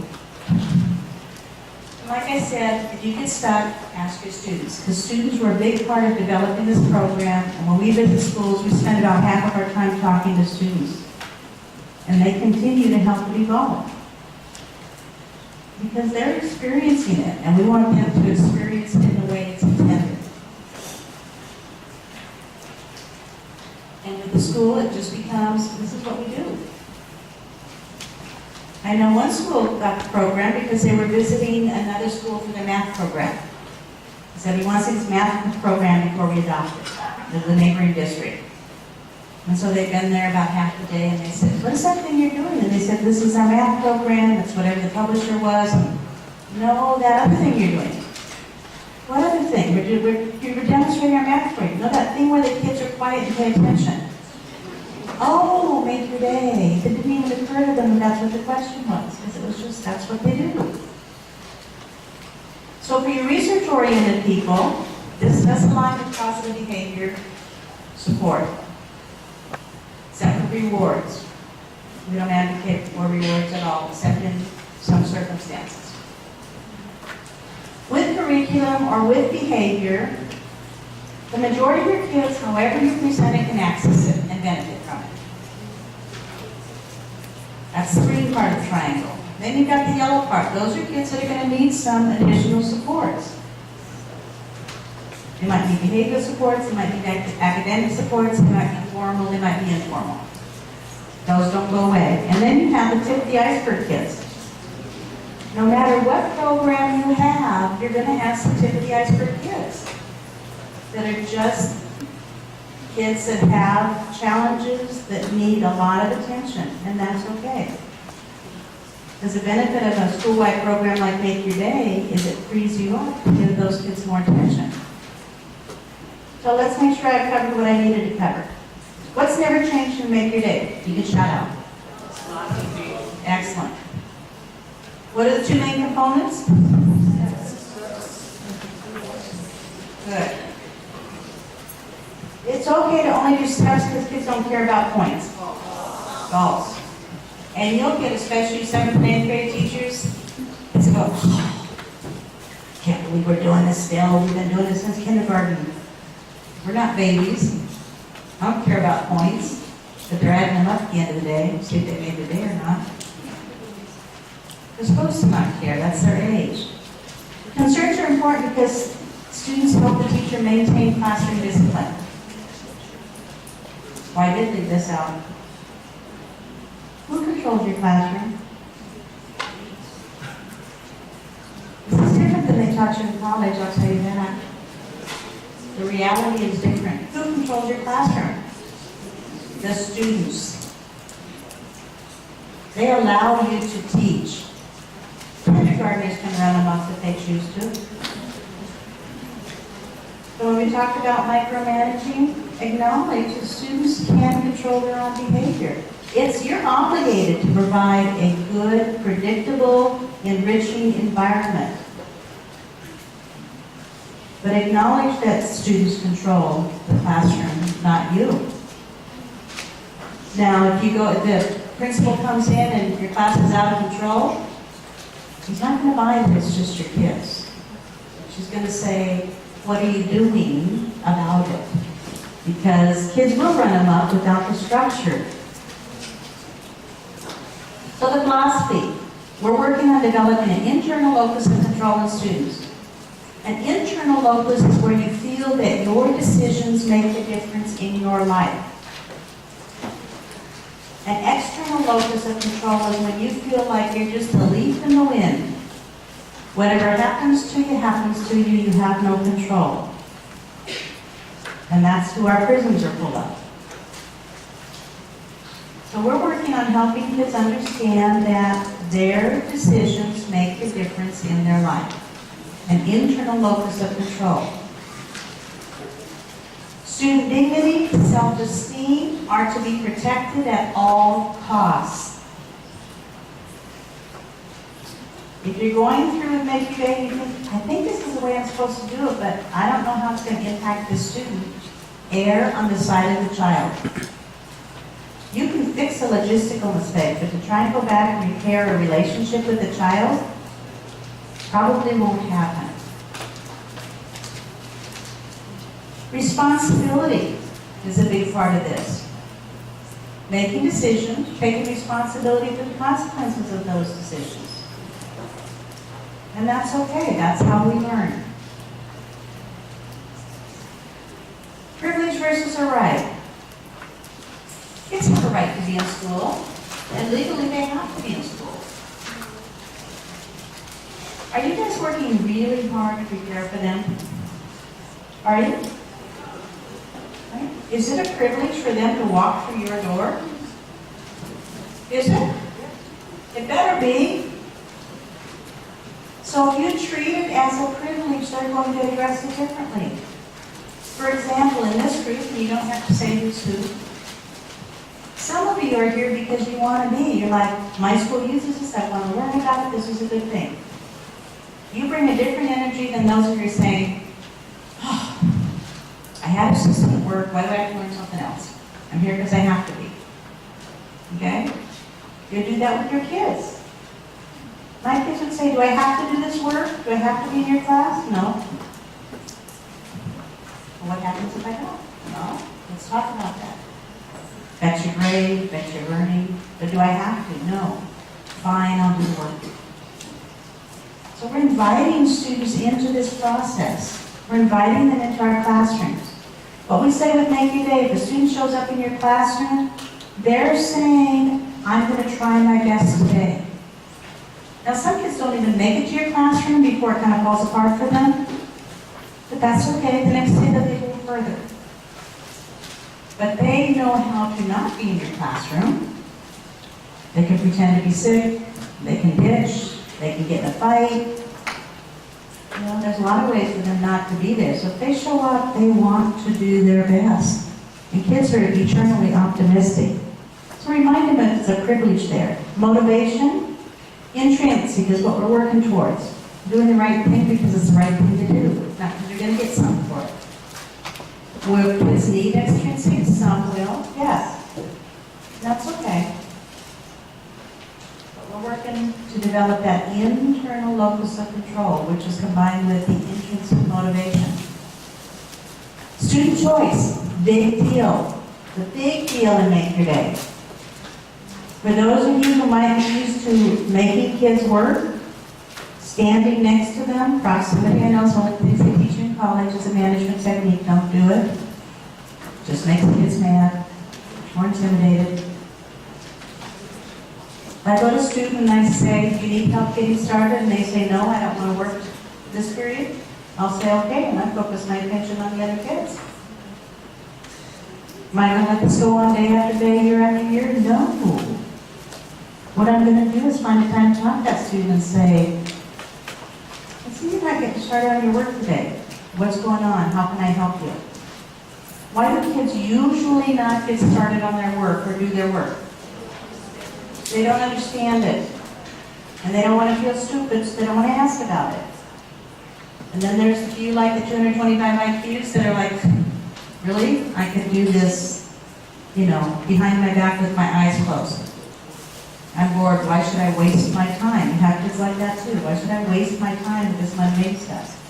So explore. Start knocking on doors with that student. Make Your Day is a diagnostic tool. Use it. Student dignity and self-esteem, can't emphasize that enough. And you're going to model and allow taking responsibility for mistakes. Are any of you perfect here?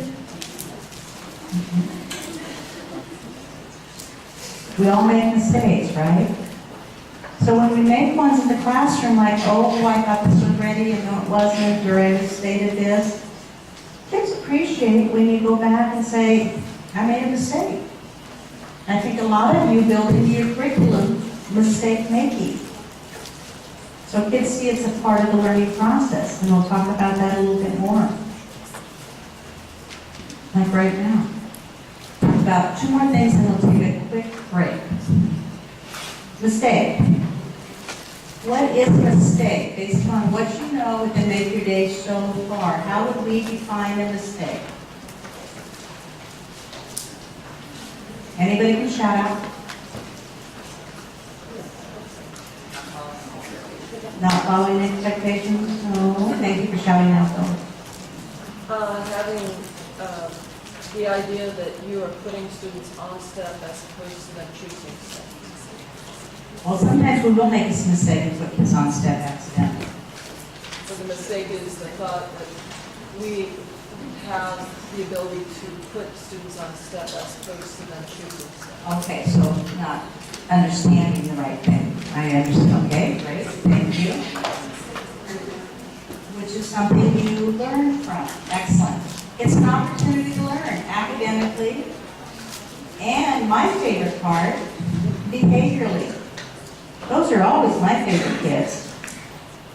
Give me a room full of kids with unwanted behaviors and I'm in hog heaven. And for some of you, it's like, no, just give me a lot of kids who don't know how to read and I'm in hog heaven. Some of your students make a lot of mistakes academically. And you go, good, I can do my stuff.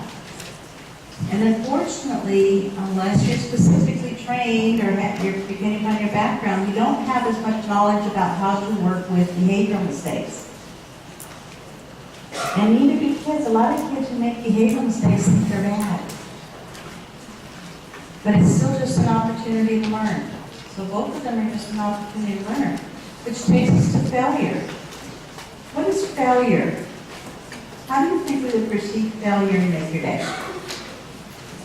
Or define it?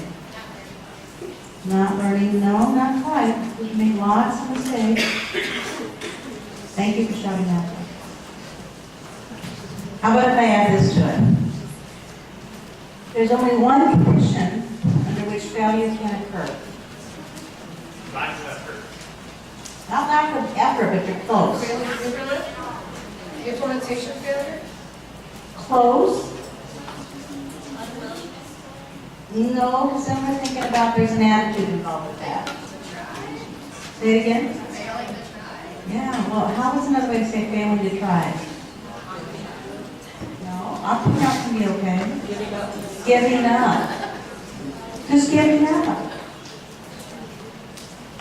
When the student gives up or we give up on them. If you were in a room full of veterans, they would tell you that the kids with the most unwanted behaviors never miss a day of school. They never give up. They keep trying. When they don't show up, that's when you've got to worry. That's failure. Okay, let's take let's see, I have a lot to cover. You guys are all here on Monday though too, right? Same group? So if I don't get through everything I need to, then I can finish that up on Monday. Okay.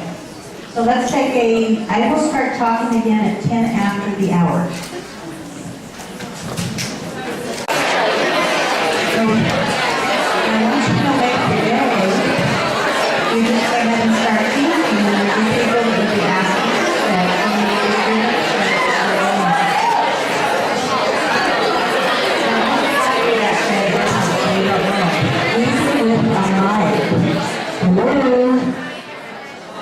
Hello. Hello. This is an example of what not to do.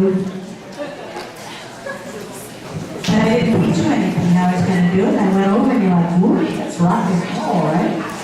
So, what I would do in points is take responsibility for starting late. Because I interfered with those people who were ready to listen and didn't I? So, we spend a lot of time talking to kids. Part of the things we ask is, what feels like a punishment to you? Here's some things that they tell us. If I'm being made to do something, it feels like a punishment. Someone makes me do something, it feels like a punishment. I mean, I instantly react. I just got a new car. My 11-year-old car was starting to fall apart. And I let Earl do the negotiating on it. And I just test drive one and say, whatever you find, at least I say it's fine. So you gotta come try it. I'm like, I don't need to try it. I already tried one. He said, it's not negotiable. I'm like, I had to really breathe deeply to not. He was on the phone, so I couldn't slap him right there. But my first reaction was, what do you mean? I have to do this? And I'm a fairly compliant person. But you say something like that to me and I get mad. So I'm like, why are you trying to make me do something that I don't want to do? Poor Pelican. Student choice is not an option. Sometimes it's just, do you want salt or pepper with your peas? You're going to eat peas, how would you like them? Sometimes my kids prefer something like math that looked overwhelming to them. Say, do you want to start with this row or this row? Choice is critical to all humans. Sometimes it doesn't make sense. Here's Earl's experience with it. In second grade, his watershed year, he was messing up in math and he lost recess. You know, and when we go to new schools, that's sort of a common thing. You know, we take away recess because they owe us that money. So it's like, okay, I think I have this figured out. I'm not liking math so far this year, so if I mess up in recess, I should lose. What would this little second grade brain pick up? Math, right? Did it happen that way? No, he just lost recess too. Well, kids think like that also. With You Make Your Day, we're talking about keeping it related. And usually you're teaching, especially in the day of highly qualified, you're teaching subjects you love and you're good at. And you want your kids to love them and be good enough. So you keep them in because they owe you time. So now the subject that you love and you want them to love, they hate because they need to be out running around. So it has kind of that impact on kids too. Group consequences is an oxymoron like jumbo shrimp. Jumbo shrimp. Jumbo shrimp, got it? Okay. Group and consequences. How many of you ever remember back to the old days when you were a student? See, most of you are younger, so you still remember those days clearly.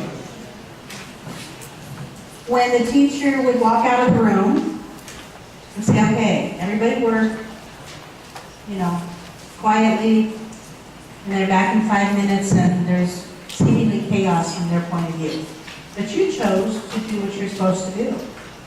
And the teacher says, okay, you lose 5 minutes of recess. We're going late to lunch.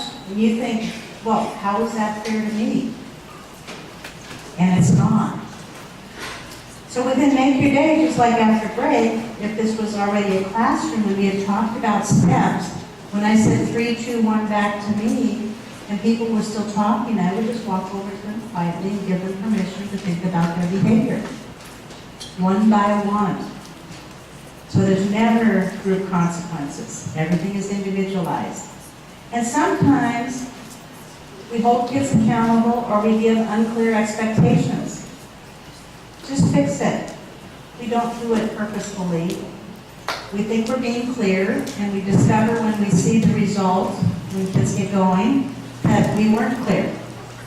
So just say, let's stop, let me restate this.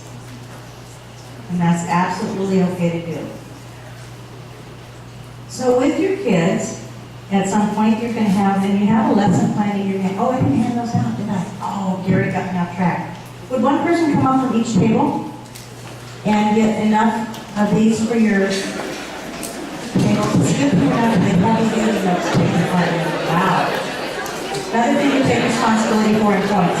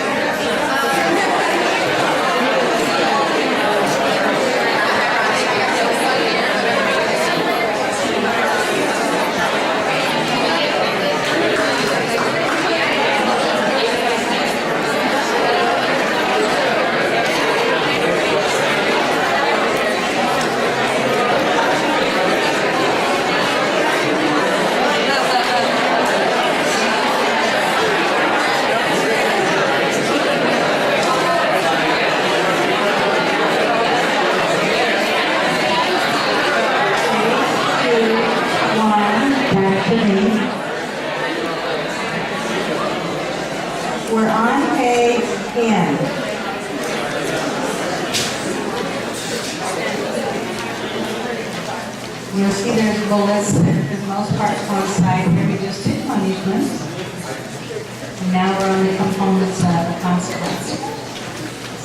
See how many opportunities I have to teach you that mistakes are a natural part of the process. Consequences which make your day are reasonable. The consequences are steps. They're going to be less than 5 minutes for steps 1 through 3, unless kids ask for more time. For kindergarten, it's going to be about 30 seconds. That's a long time for them. So reasonable. They're going to be fair, meaning they happen the same for everyone. I'm not talking about kids with IEPs that have some additional supports built in, that's okay. But I am talking about the cute and popular kids who are also held equally accountable. Because that's fair. And they know that. Earl was visiting a class in Connecticut, 7th grade class, talking to a young lady who was on the student committee, the Student Make Your Day committee. And he said, have you chosen Step yet this year? This was in the spring. She said, no. He said, why? Are you perfect? She said, no, but I'm cute and popular. So the teachers ignore what I do. But that kid over there with a reputation, he gets nailed for everything. And that's not fair to either of us. And it isn't. It's not fair to either. Logical. It's going to make sense. Steps only occur for interfering behaviors. Because we have to deal with them right then. They get in the way of what's going on. So that makes sense. If students are non-compliant, and we'll talk about that, it doesn't get in the way of anything except their own learning. And we can wait to deal with that. Predictable. For kids, this is the most important factor. That you set it up and you follow through. For example, if you say when we're walking through the building, talking is interfering. And when they talk, you go, shh, remember what the rule is. That's not predictable. Because how many shushes do they get before you say step 1? Depends upon your mood. Depends upon which kid. Okay? So you've got to be predictable. Will that be hard in the beginning if that's not a habit for you? Absolutely. How can you get better? Ask your kids to help you. Share concern with me at points if I cue you instead of giving you permission to go to steps. That'll help you. And kindly, too. And from our point of view, it has to be enforceable. At the beginning of the year, you guys are full of energy. It's always fun to work with staff before the year starts. The energy level is like through the roof. Springtime, it's a little more deflated. People are a little tired. But that's about the time, too, that people want to draw a big old line in the sand. Thinking, if I draw a big old line in the sand, nobody's going to cross over it. But there's always at least one kid who's going to cross over it. And then how do you enforce it? So make sure that what you set up is enforceable. School-wide consistency is critical to make your day. That's why there's been a lot of time invested in getting everybody back up to speed, new people on board. Things are going to be happening at each school next week to make sure everybody's on the same page. Because that's what's fair, not only for the students, it's what's fair for the staff. Let's say a school has agreed that in the hallways of the building, there's no talking when you're walking your class through. And one teacher doesn't know or doesn't care unless their kids talk. Is that fair for the rest of you? No. And you're like, why am I enforcing this if they're not? And the kids go, well, how come their class gets to do it? Your class, and our class doesn't. So that consistency is fair for everyone on the campus. And for your parents, too. How do we do that? Training. Being taken care of.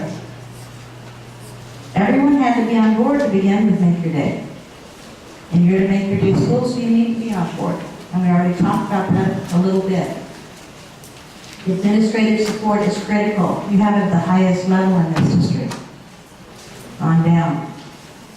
Committees are really helpful.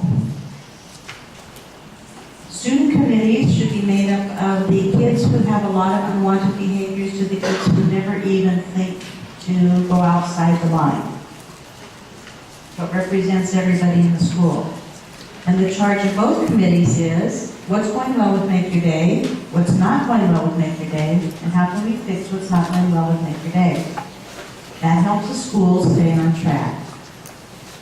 Guest teachers, you need to find out at your school what the procedures are for guest teachers, substitutes.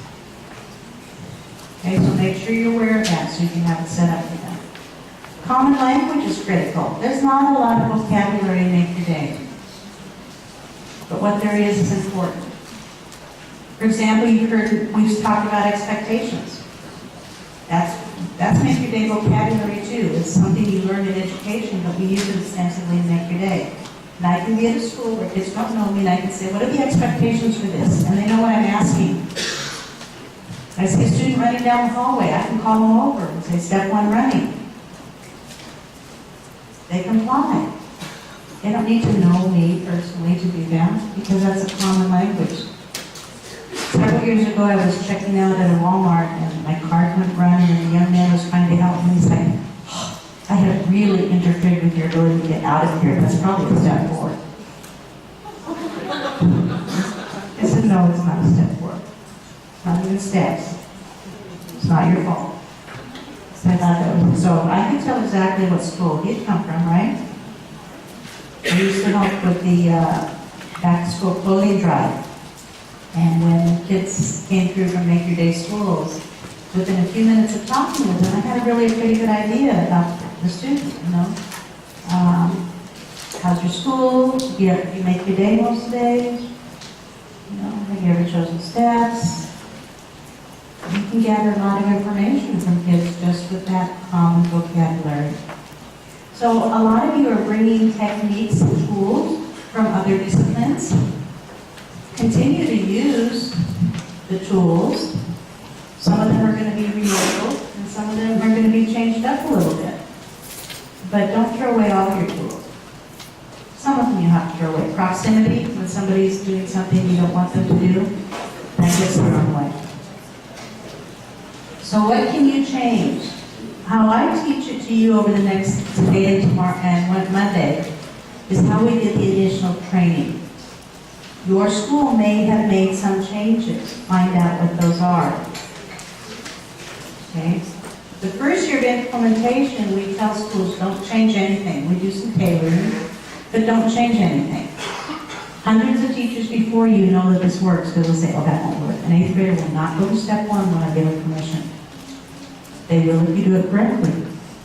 And if they don't, they're just saying, I'd like to go to step 2. It's not a big deal. It happens. And then the second year, some schools, they'll change the points up. The number of points. Those types of things. So they start doing some tailoring. So you'll find out next week the tailoring that your school has done. Cueings and warnings. I'm not talking about procedures. And I gave a good example of that. Where I used 3, 2, 1 back to me, and then I had to just yell. Okay, that wouldn't be a good Make Your Day tool. But I haven't taught you that procedure. So then a lot of you the second time figured that out, right? You got quiet much quicker. So procedures are important within education. And used correctly, follow right along with Make Your Day. But if they're not used correctly, then they become unpredictable. So if I was yelling, what was I going to do next? Right? Somebody going to go to the office? It feels like a punishment to kids. And for some kids, if we over-cue them, they think we're saying, I'm not capable of doing this. I'm not talking about when you talk with a student and you have a plan with the student. You know, this seems kind of hard for you. How can I help you? Because we all know we need help with something, right? But if it's not planned, then they think, well, how come the teacher holds everybody else accountable and not me? You must think I can't do this. And you do have kids on behavior plans or IEPs where they have additional prompts.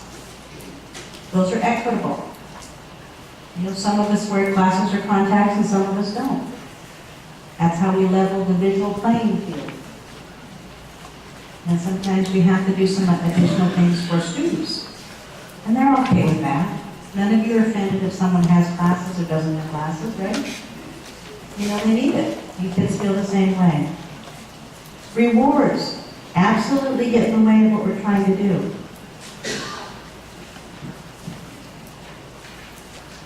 One of our trainers was at a school substituting, and this one little guy was having a really rough day. You know, some kids just don't do well with substitutes. And he asked for all of his points, meaning he did everything that was expected the best that he could.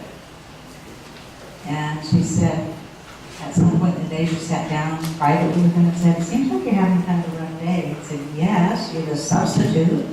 And this is my teacher. Well, how come you're asking for all of your points?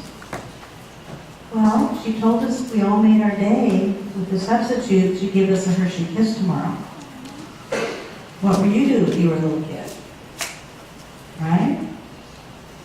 Or Earl was visiting a school, talked to an 8th grader, and he said, how's your day going? And we happen to know her family, so she opened up right away. And she said, it's going fine, but we need another slip. If kids don't make their day, they take a slip home showing their parents that they need a little help with some minor things. And she said, we need another slip. So what slip is that? I made my day that I did dishonestly. I said, what? Yeah, I made my day that I did dishonestly. He said, why would we need a slip like that? And she said, because we have an 8th grade field trip and we have to make our day so many days in a row in order to qualify, or so many days in order to qualify. And she wasn't a bad kid, she was a chatty kid. She said, I get to last period and I think, if I'm honest, I jeopardize the trip. But if I'm dishonest, I'm for sure going on that trip. She said, but I'd be glad to take home the slip and say I lied. And I'd explain to my parents why I felt I needed to lie. So that's part of the reason we don't do rewards. And there's tons of research that actually does not support rewards. You read a book by Alfie Kohn, AOHN, called Punished by Rewards. He kind of details all that out.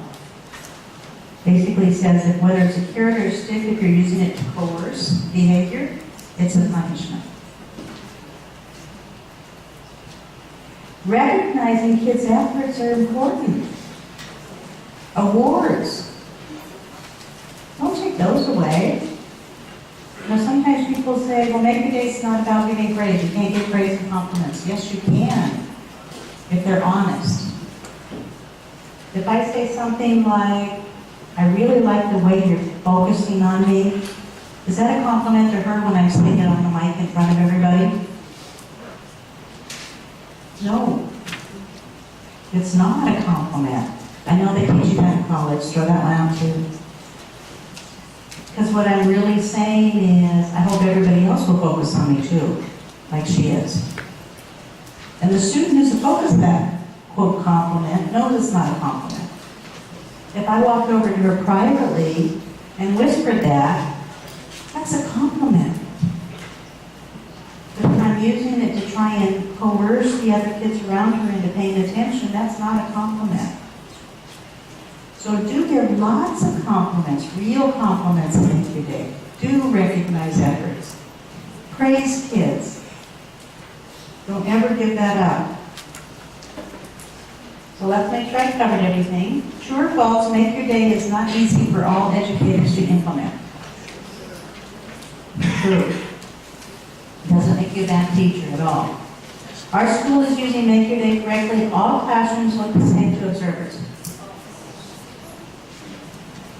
Kind of someone pointed out it's sort of a trick question.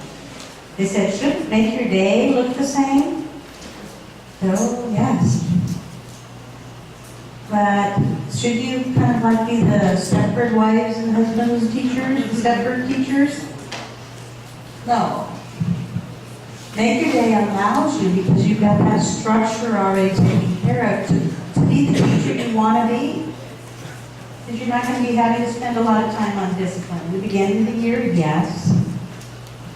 But not as you go on. And so every classroom is going to look different, and that's awesome. But the Make Your Day structure should be the same. True or false, it's important that I make sure my students make correct decisions.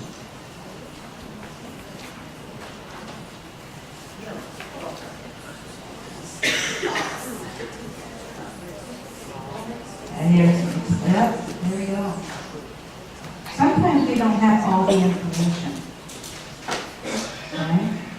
Discovered when we have a couple schools on the bases in Tacoma, and when they deploy, step 4 is where parents are called in. Student calls a parent in. Let's say your parents might be deployed or might not be deployed. They don't always get a big notice on that, right? Kids come home to somebody different.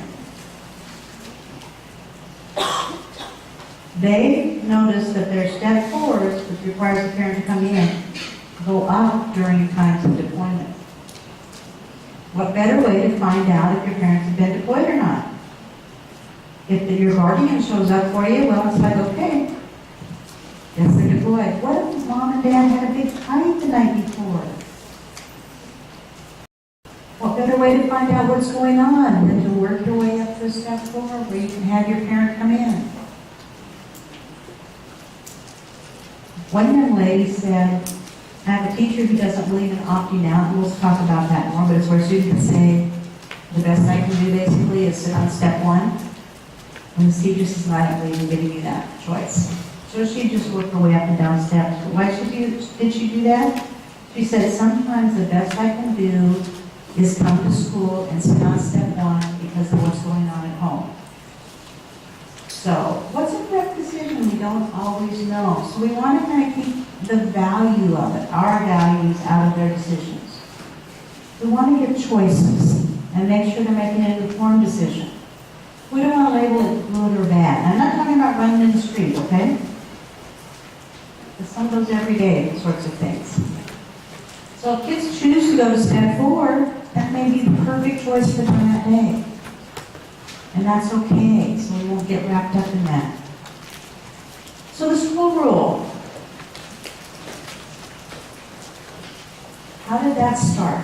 In Earl's classroom. The school program started in Earl's classroom. And his degree's in psychology. So he didn't get that classroom management course. And he had some experiences in education.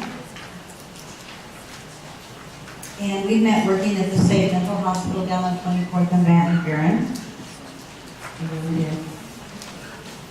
So since I'm telling the story, I'm the one that had the keys. That's how we always do it. Whoever's telling the story is the person with the keys. Actually, we both work there. Because if any of you have worked in adult mental health, you understand it's sometimes quite hard to discover the difference between the staff and the patients.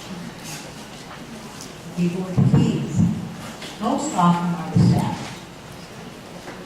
Unless there's been a little breakdown. So he didn't have that class on classroom management. Went to his principal and said, you know, I've got this group of boys. I have experience with kids with extreme emotional problems. He worked on a kibbutz in Israel. He had a lot of experience, but not that classroom experience. Principal said, start out with rules. How many? Enough. Now, in today's world, most programs teach, no more than 5 rules. But in the olden days, some of you had classes where there'd be the list of rules that the teacher would add to. Because, everybody always thinks of some more as they go along. So he said, my job's to teach, your job's to learn. What kind of rules do we need to accomplish that? And you'll have the same discussion with your students. It doesn't matter that you're coming to school that uses Make Your Day. This discussion occurs every year. You start from scratch every year because student buy-in is critical. So we generate rules. And after they had dozens of rules up, he said, this is a lot. How let's just put it under one concept. I'm giving you the Reader's Digest version of this, obviously. The Reader's Digest version is what you'll do with your class. And their first one, and these are kids labeled EH, emotionally handicapped, 7th and 8th grade boys. Many of them have been adjudicated. Many of them have been on the receiving end of some really frustrated adults, because those kids are tough to deal with. And their first rule was, which to me really speaks to the philosophy of the program, was do unto others as you'd have them do unto you. Do unto others as you'd have them do unto you. And the principal said, no, seems a little religious.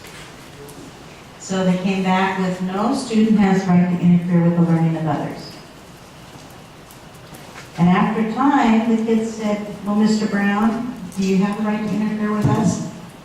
He said, what do you mean? I'm the teacher. I can't interfere with your learning. I said, well, when we're working and you're talking about baseball with one of the other teachers in the classroom, that bothers us. And he said, you know, you're right. I don't have the right either. It became no person, no one. First it was just learning. And then when it went from special ed to school-wide, people like art, PE, shop, in those days when that still existed, said, we want to talk about safety. You know, so safety became. And then I was working in a school where we had challenges with ethnic slurs and sexual harassment. And we added the term well-being. So most schools have something that addresses learning, safety, and well-being, or physical and emotional safety. And everything falls under that. Like I said, if you have a poster that has classroom rules, just cross out rules and put expectations. Now, school-wide rule is your classroom rule. Part of when we visit campuses, we ask kids, what's the rule here? And they know it. I can't reiterate enough the importance of establishing that every year. Now, if you're 7th and 8th grade teachers, your kids are going to say, we've been doing this. You can say, well, you know what? Rules are a lot different now than they were when you were in 1st or 2nd grade. You're going to be driving soon. Let's talk about rules in reference to driving. Okay? You're going to be, there's curfew. You're going to have different curfews as you grow older. Let's talk about rules in reference to that. This is part of society. And you're going to look at this differently than you have. So you want that buy-in every year because it's a collaborative program, not an adult-imposed program. That's where Make Your Day varies. Kids don't come in and we say, we use Make Your Day at our school, this is what it looks like, love it or leave it. We go through this process just like it was in Earl's classroom, step by step. You have it at the back of your manual there, you have a lesson plan. And you're going to schools where teachers have done it, so in your teammates will likely have some good lesson plans too.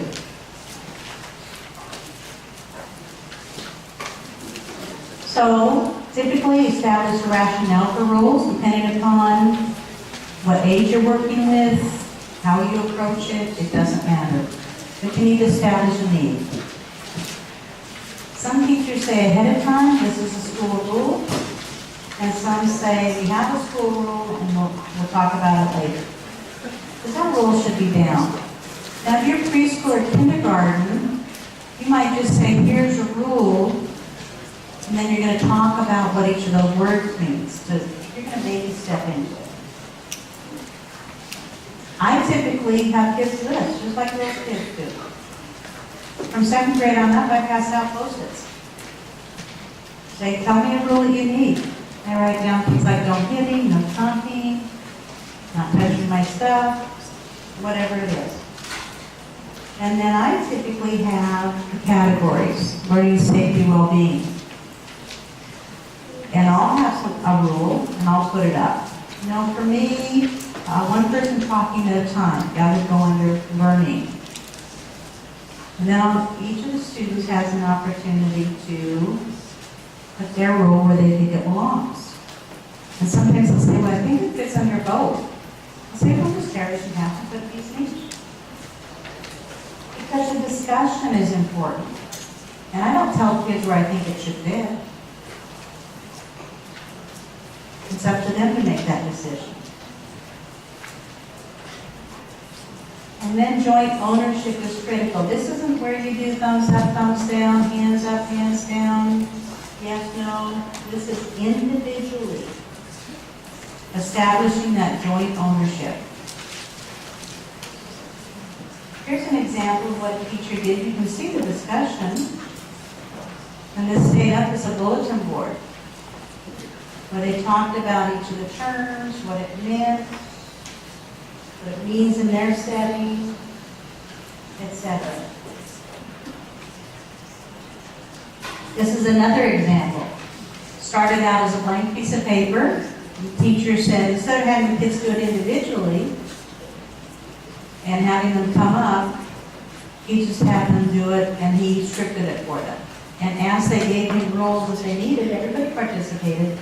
He put them in different categories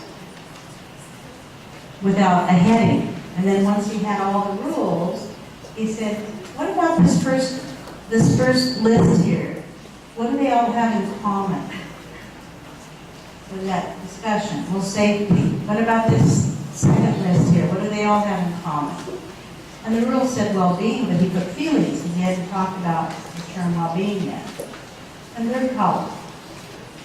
He said, well, we have a rule at our school, and this is what it is. Now, to establish the need for rules, what he did before this even, he started this discussion. This is a kind of a very interactive way to do it. This was a sixth grade teacher, I think. He gave some of the kids scripts. And he said, I'm going to start teaching a math lesson, and when I do, follow your script. And the scripts were throwing spitwads, shouting out, getting out of their seats. So he said to his kids, you know, we have a new program at our school this year. Or we can just talk about rules, however you want to phrase it, if it was new for their school. And we're going to talk about, oh, you know, first I think we need to review some math from last year. So he started teaching. And the kids started following their scripts, the random kids. And he just talked louder and louder and louder. And finally, after about 5 minutes, he said, okay, stop. And then they had a discussion. How did that feel? Did you like that? And that's how he established that. So there's a variety of ways to do it. But the critical thing is that you, the teacher, then model. This rule is our school rule. Will this work for me again this year? I've been teaching here 10 years. I think it'll work for me because it lets me teach and it lets you learn. And I'm going to go ahead and sign off on our rule. In a lot of classes we visit, the rule is signed. The rule is signed. Some schools, the entire campus is signed off on one giant rule that's visible in the entryway. So the visitors coming in know that what's expected on that campus by everyone, for everyone. So it's individual. Sometimes kids will say as you're going through, because I'll say, do you agree? Do you agree? This was me, and I'll go, each student, yes, no. Some kids say, I can't agree with the rule because I'm going to interfere with others. And I'll say, well, you know what? Sometimes I'm going to interfere with you guys too, inadvertently. It's going to happen. It's not purposeful all the time. It happens. And if we think about it in life, some of us speed who are drivers and some of us don't. Does that mean we should not agree to that rule? No? Okay. So what you're doing is you're not forcing the kids into agreeing. You want them to state their opinions. But you're knocking on doors so you find the door that opens for them. Sometimes kids say, I don't care. I don't care if I interfere with other people, it's a stupid rule. But I've discovered about those kids that some of them don't care if they interfere with others, but they do not like to be interfered with. So they'll say, I understand.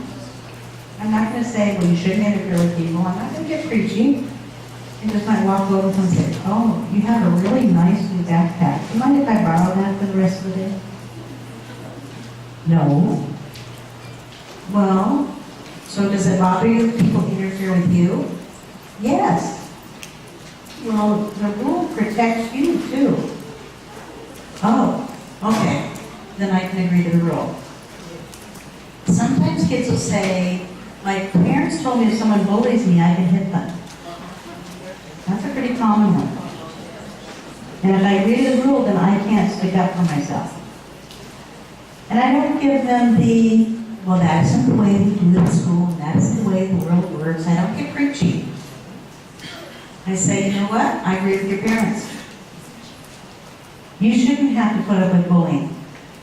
But if you hit kids when they bully you, you're going to go to the office a lot and your parents are going to be in a lot. With Make Your Day, I can teach you how to work with bullies. That's part of what we do. So can you agree to the rule? You want to diss their parents right off? No. You want to say parents shouldn't let their kids stick up for themselves? No. We just need to give them different tools. Right? And sometimes kids will say no. Sometimes it's because of the way we ask. One teacher discovered that she was living with her kids, 3rd and 4th grade, and found that almost had to be easy. We need to go through all this. She was one of the Make Your Day trainers on campus, but it'll be easy. So she started asking the kids, do you like the rule? Now some of you already see the problem with that one, don't you? She didn't see it for the whole day. And she's like, I know I can't go on until everybody's agreed. So people came in their classrooms, how we teach it, they put the chairs to the side, kumbaya, nothing. They kept saying no, no, no. Finally at home that night when she wasn't sleeping, she said, I'm asking the wrong question. You don't have to like her rules or abide by it. I don't like the speed limit in that one part of the road where there's absolutely nothing in sight. It's straight and we have to go 20 miles an hour. So the next morning she went back and asked the student, can you agree to the rule? And he said, oh yeah. And they moved on. But she knew she couldn't move on. So you've got to think about how you present that. And be honest. I mean, how many of you like every single rule that you're held accountable for? Raise your hand. Okay, no hands. That's how your kiddos feel too. So once everybody's on board, they all agree to it, however long that takes, which typically goes much quicker than what I just described. You've got to let them know in your classroom what are interfering behaviors. And be specific. We talked here about, and graciously let me use your sign, the difference between quiet and no talking. No talking is specific. Some teachers let their kids sharpen their pencils whenever, and some teachers have specific times. So you need to just let the kids know in your classroom what would be interfering behaviors. In your classroom could be the cafeteria, the gym, the office, 5th grade, whatever it is, that's your classroom, the playground. And then when you're a classroom teacher, because you're the ones that are getting this all up and running each year, your kids need to know also the common area expectations, which means you need to know them too before you start. And about that time, they need a field trip. So take them out, run a practice. What are the expectations when they go into the office? If the office staff is on the phone, is it okay for them to say, hey, hey, hey, hey? Or would the expectation be that they wait until someone acknowledges them? The nurse's office. When they get off the bus, where should they go? Where can they run on the campus? They need to know all of those things, which means you need to know them in order to review them with them.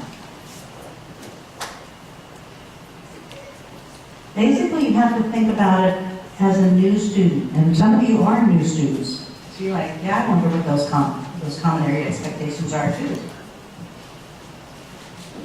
Starting with the legal time to be on campus. And where?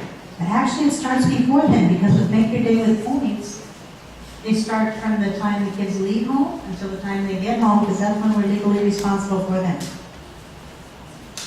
So some schools now actually have maps that they share with kids about, here's the route you can walk to school, because it's where the crosswalks are, etc. If you don't have something like that, it'd be common sense, you know, stay off the sidewalk, don't want traffic, ride a bus, here's where you get off. Your parents drop you off. And I know you can't control the parents off on the back, but you still have an obligation to help the kids. And to make sure you've covered it all, you can borrow from Special Ed PBIS.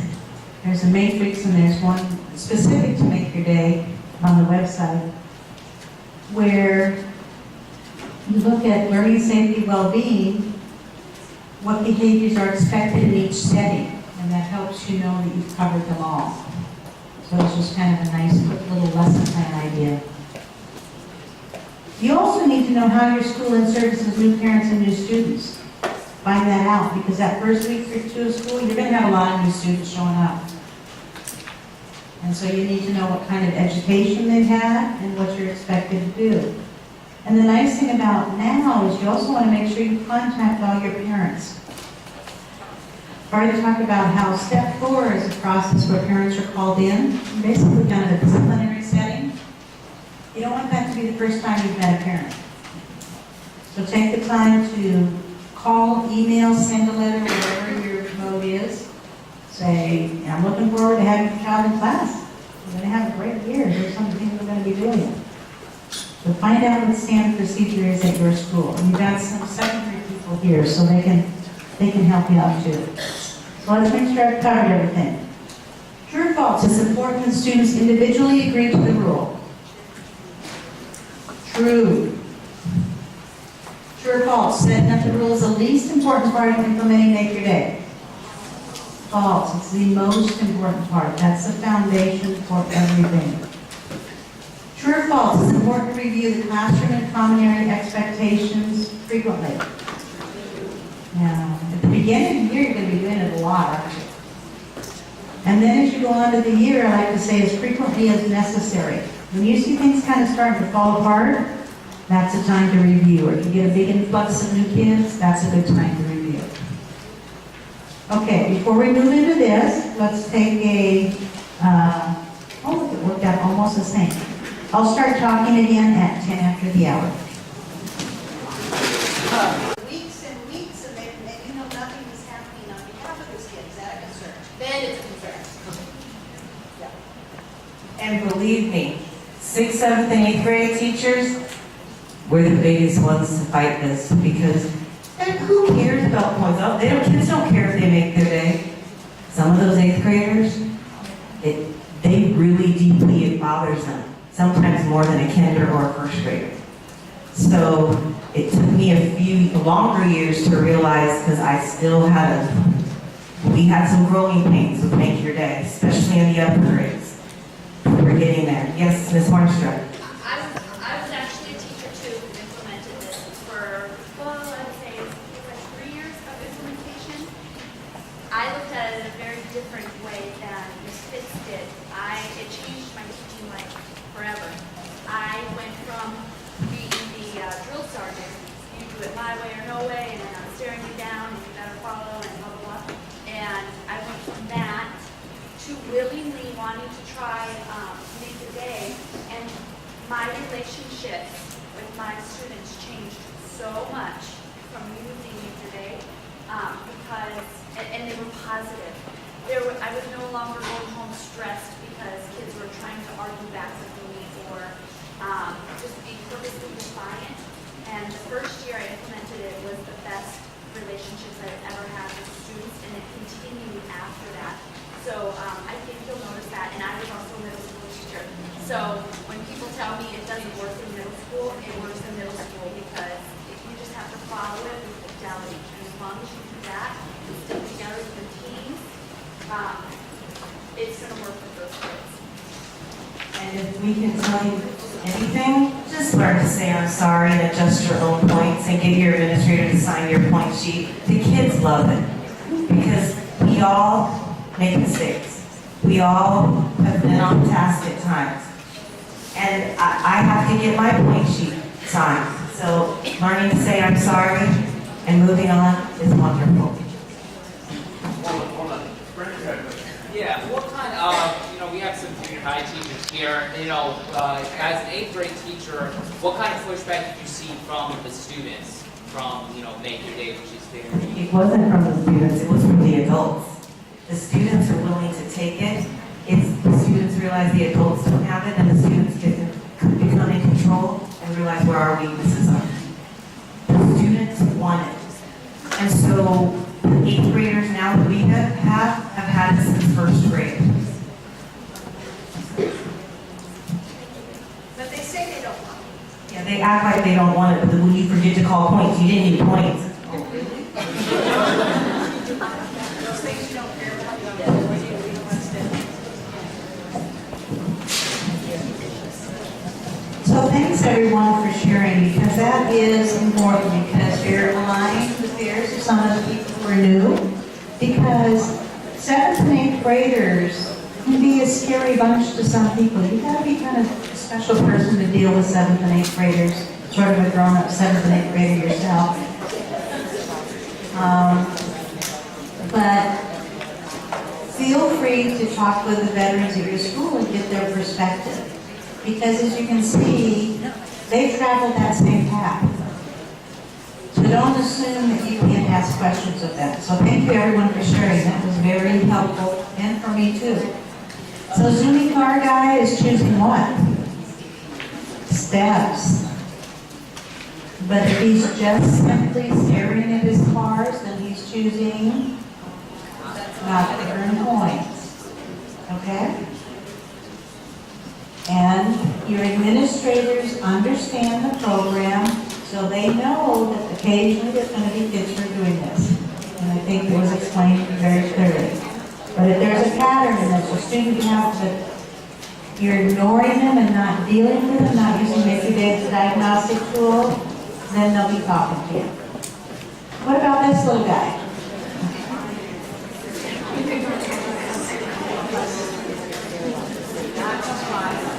Just simply non-compliant. Okay, am I going to be worried about his body language? So I'm going to say defiant. You're never going to hear me say that. Because as soon as you say defiant, the kid's defiant, how do you feel about that kiddo? That's positive, right? So this is simply a student saying, don't want to do it. And I'm not worried about all that face and body language. Not going to worry about it. If it's a pattern, I'm going to deal with it. We need to make it as a diagnostic tool. But I'm not taking this personally. Okay? I'm just going to check in. Do you understand what we're supposed to be doing now? Do you need some help? No. Okay. That's it. Remember, we're inviting students into this process. We got to let them have some time to think. Maybe he's just having a moment. And he'll get started on his own. What about these young ladies? What's going on here? No, they're not taking a selfie. That's been over the last couple of years. They're taking a selfie. No. No selfie. Something's going on though. Administrators don't say anything because you'll catch it right away. Teachers don't.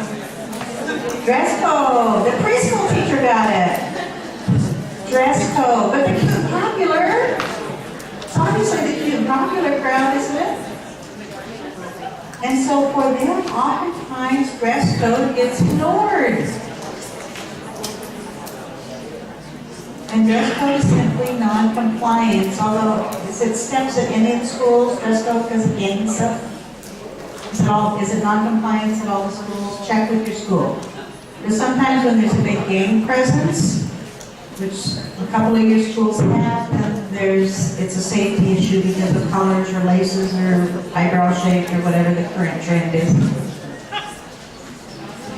Now what happens is, this young lady could go all day, and then last period teacher, the dress code Nazi, notices it. And how do you think that teacher feels when they're the first one to notice it and hold her accountable? Okay, remember, to be fair to the staff.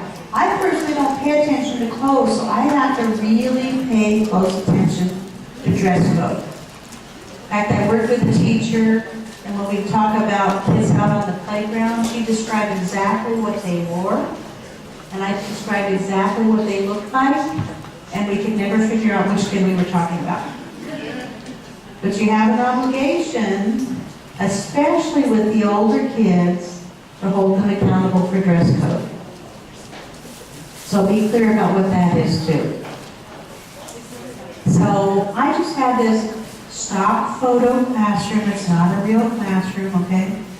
And this young lady seems to be on a different page here. But look, life goes on. Teaching, learning, non-compliance may not be earning any points. The teachers check in with her, but does it affect the flow of the classroom? No. Because the teacher's letting it go, not bothered by it. So basically we're saying, for steps there's no judgment necessary. If you say that talking out is an interfering behavior, you're simply saying, can I go to step? That's it. It's going to be clear. So let's check and make sure I've covered everything. The student whose consequences and punishments are the same. No, they're not. No. Now some teachers, when they have that discussion, they don't say consequence versus punishment, because you get sometimes they do like, parents punish me at home, is that wrong? No, they're just using different vocabulary. They talk more about consequences. What are the consequences of your choices? So a lot of teachers have gone to that. From a student's point of view, what are the components of a consequence? Has to be, no, consequence. That's okay. Yes? It'd be fair, reasonable, logical, predictable, and I guess if you want to add a bit, enforceable. Excellent. Nice segue to the next one. Well done. True or false? Students always need a warning in order to be fair to them. What is the warning? Your expectation is the warning. Right there. When you set it up, that's the warning. Now, kindergarten, they need some additional cueing. But first grade on, that is their warnings. So, teaching steps. So, back to your lesson plan in your manual, or the ones you might share with your teammates. Everybody signed off on the rule, including you, or however you got in that joint agreement, one by one. I say, okay, we have a rule. Doesn't mean we're not going to go beyond it, but they make your day, we have consequences, which are called steps. Steps 1 through 5. Now, since you're in existing Make Your Day schools, this is new material for new kids, but it's a review for your returning students. So that's where you can vary this lesson plan and say, okay, we know the consequences of steps, let's see what they should look like. Let's practice them. Let's help the students who are new. Let's get over our summer brains. However you want to do it. So, some opening lines that people have used. Perfection, mistake. Mistake is a nice one. Works especially well with the older students. In fact, it was an 8th grade teacher who first used this. And she related it to movies, TV shows, etc., when they do the bloopers or outtakes. You know, all the kids have seen that. She said, well, that's called a take. When everything's going along, camera's rolling, that's a take. But they forget their lines. Does the director fire them? Say, that's it, you're off the show? No. They have a mistake, so they give them the script. Sometimes they go off to their trailer, they go off to the side, they study their lines and do a retake. So take, mistake, retake. And that's really successful with a lot of grade levels because they see, oh, this happens to everybody, not a big deal, and I get to do a retake. So in place of punishments, you can say, so these are all opening lines. Pick the one, pick an opening line that works for you and your style. This was an example of a teacher who said, what are some behaviors that got you in trouble? This is her first year school. And they went through the behaviors, talking out, running, etc. What happened? You didn't have headings up there yet. What happened? Well, we were talking out, we got a name on the board. we're running in the hallway, we had to practice walking all during recess in the hallway. Okay? Well, what did you guys call those punishments? Okay, well, within Major Day, we have something called steps. So, if you're talking out in Major Day, step 1 means you take a few minutes to think about your behavior because you're interfering with learning. Okay? If you're running in the hallway with Major Day, step 1 means you take a few minutes to think about your behavior because you're interfering with safety.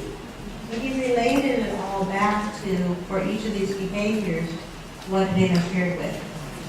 So then he had the opportunity to say, if you could choose, which would you pick? Walking the hallway all period or spending a few minutes, on steps? Getting your name on the board or spending a few minutes on steps? So that's a real life example. Now a lot of teachers, especially if you have a lot of English language learners, have diagrams that show kids if you work your way up steps and work your way back down steps.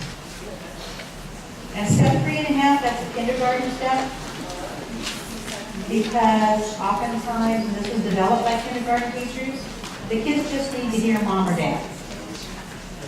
They go for free, qualify for 3.5, parents, they call the parent talks them back off the ledge, and they work their way back up. And if it doesn't work, then they go for 4 and the parent comes in from the parking lot. So steps 1 through 3 should look like this to kids. And it's only for interfering behaviors. This is what it should feel like. Those of you who used Make Your Day last year, how many of you chose steps? Raise your hand if you chose steps for yourself. Good for you. Good for you. Come on, it should be like everybody who did it last year should have chosen steps at least once. Even the principal. Okay? Why would you do that? You're modeling. And how many of you, is there any point in the year where you feel like you maybe interfered with your students' well-being because you're getting a little frustrated? Great time to send yourself to steps. What will your kids do? You look, she's back. They'll wait respectfully for you. So you're done. Even kindergarten, it's going to be a shorter start. But the interesting thing about teachers choosing steps is they always need more time. In fact, an 8th grade class was waiting for their teacher to come off steps, and after about 10 minutes, one of the students walked over to her and said, "How'd you choose step 1? I was getting frustrated with the new curriculum. Do you need more time?" "Yes." And he said, "Well, you have a job to do. Get back to work." This is their choices, They say they don't want to do it, but really they do. So step 1, and we're not going to, I'm just going to, for today, introduce step 1, and then we're going to stop, okay? And we'll finish 2 on Monday. So step 1, how am I going to approach? Who would volunteer for me who's up close? Who's going to volunteer? Any volunteers? Okay.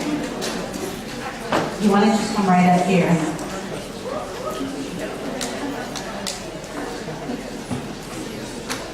She's going to take anything right here. And she's going to do something that's interfering, like noisy or something like that. So I'm going to be, she's going to be a good example. So as I'm teaching, I'm going to walk over, and normally I'd be whispering, but so you can hear it to new people, I'll say, "Step 1, throwing pens," and I'll walk away. So you saw I continue teaching, and I don't worry about the fact that she might, quote, have an attitude, because I'm busy doing what? Teaching. So what did I say to her? Step 1. So did I say step 1 interfering? No. I said the exact behavior. Step 1 interfering. How long is she going to be over here? Less than 5 minutes, right. So let's pretend we fast forward in 5 minutes. And again, I'm going to not whisper because you guys need to hear it. How'd you choose step 1? I was interfered by those big markers. Do you need more time? Yes. Okay, I'll be back to you. Okay, and that's how that would go. Do I have to go back every 5 minutes to check in? No, I don't. I don't, because you know, really what we found is kids need more time, they need more time. Okay? But for the interest of time, we only have 5 minutes left. Wander back over. Pretending it's like 10 minutes later. How'd you choose step 1? They're very much over. Do you need more time? No. You may return to your seat. And you can go back in. That's what step 1 looks like.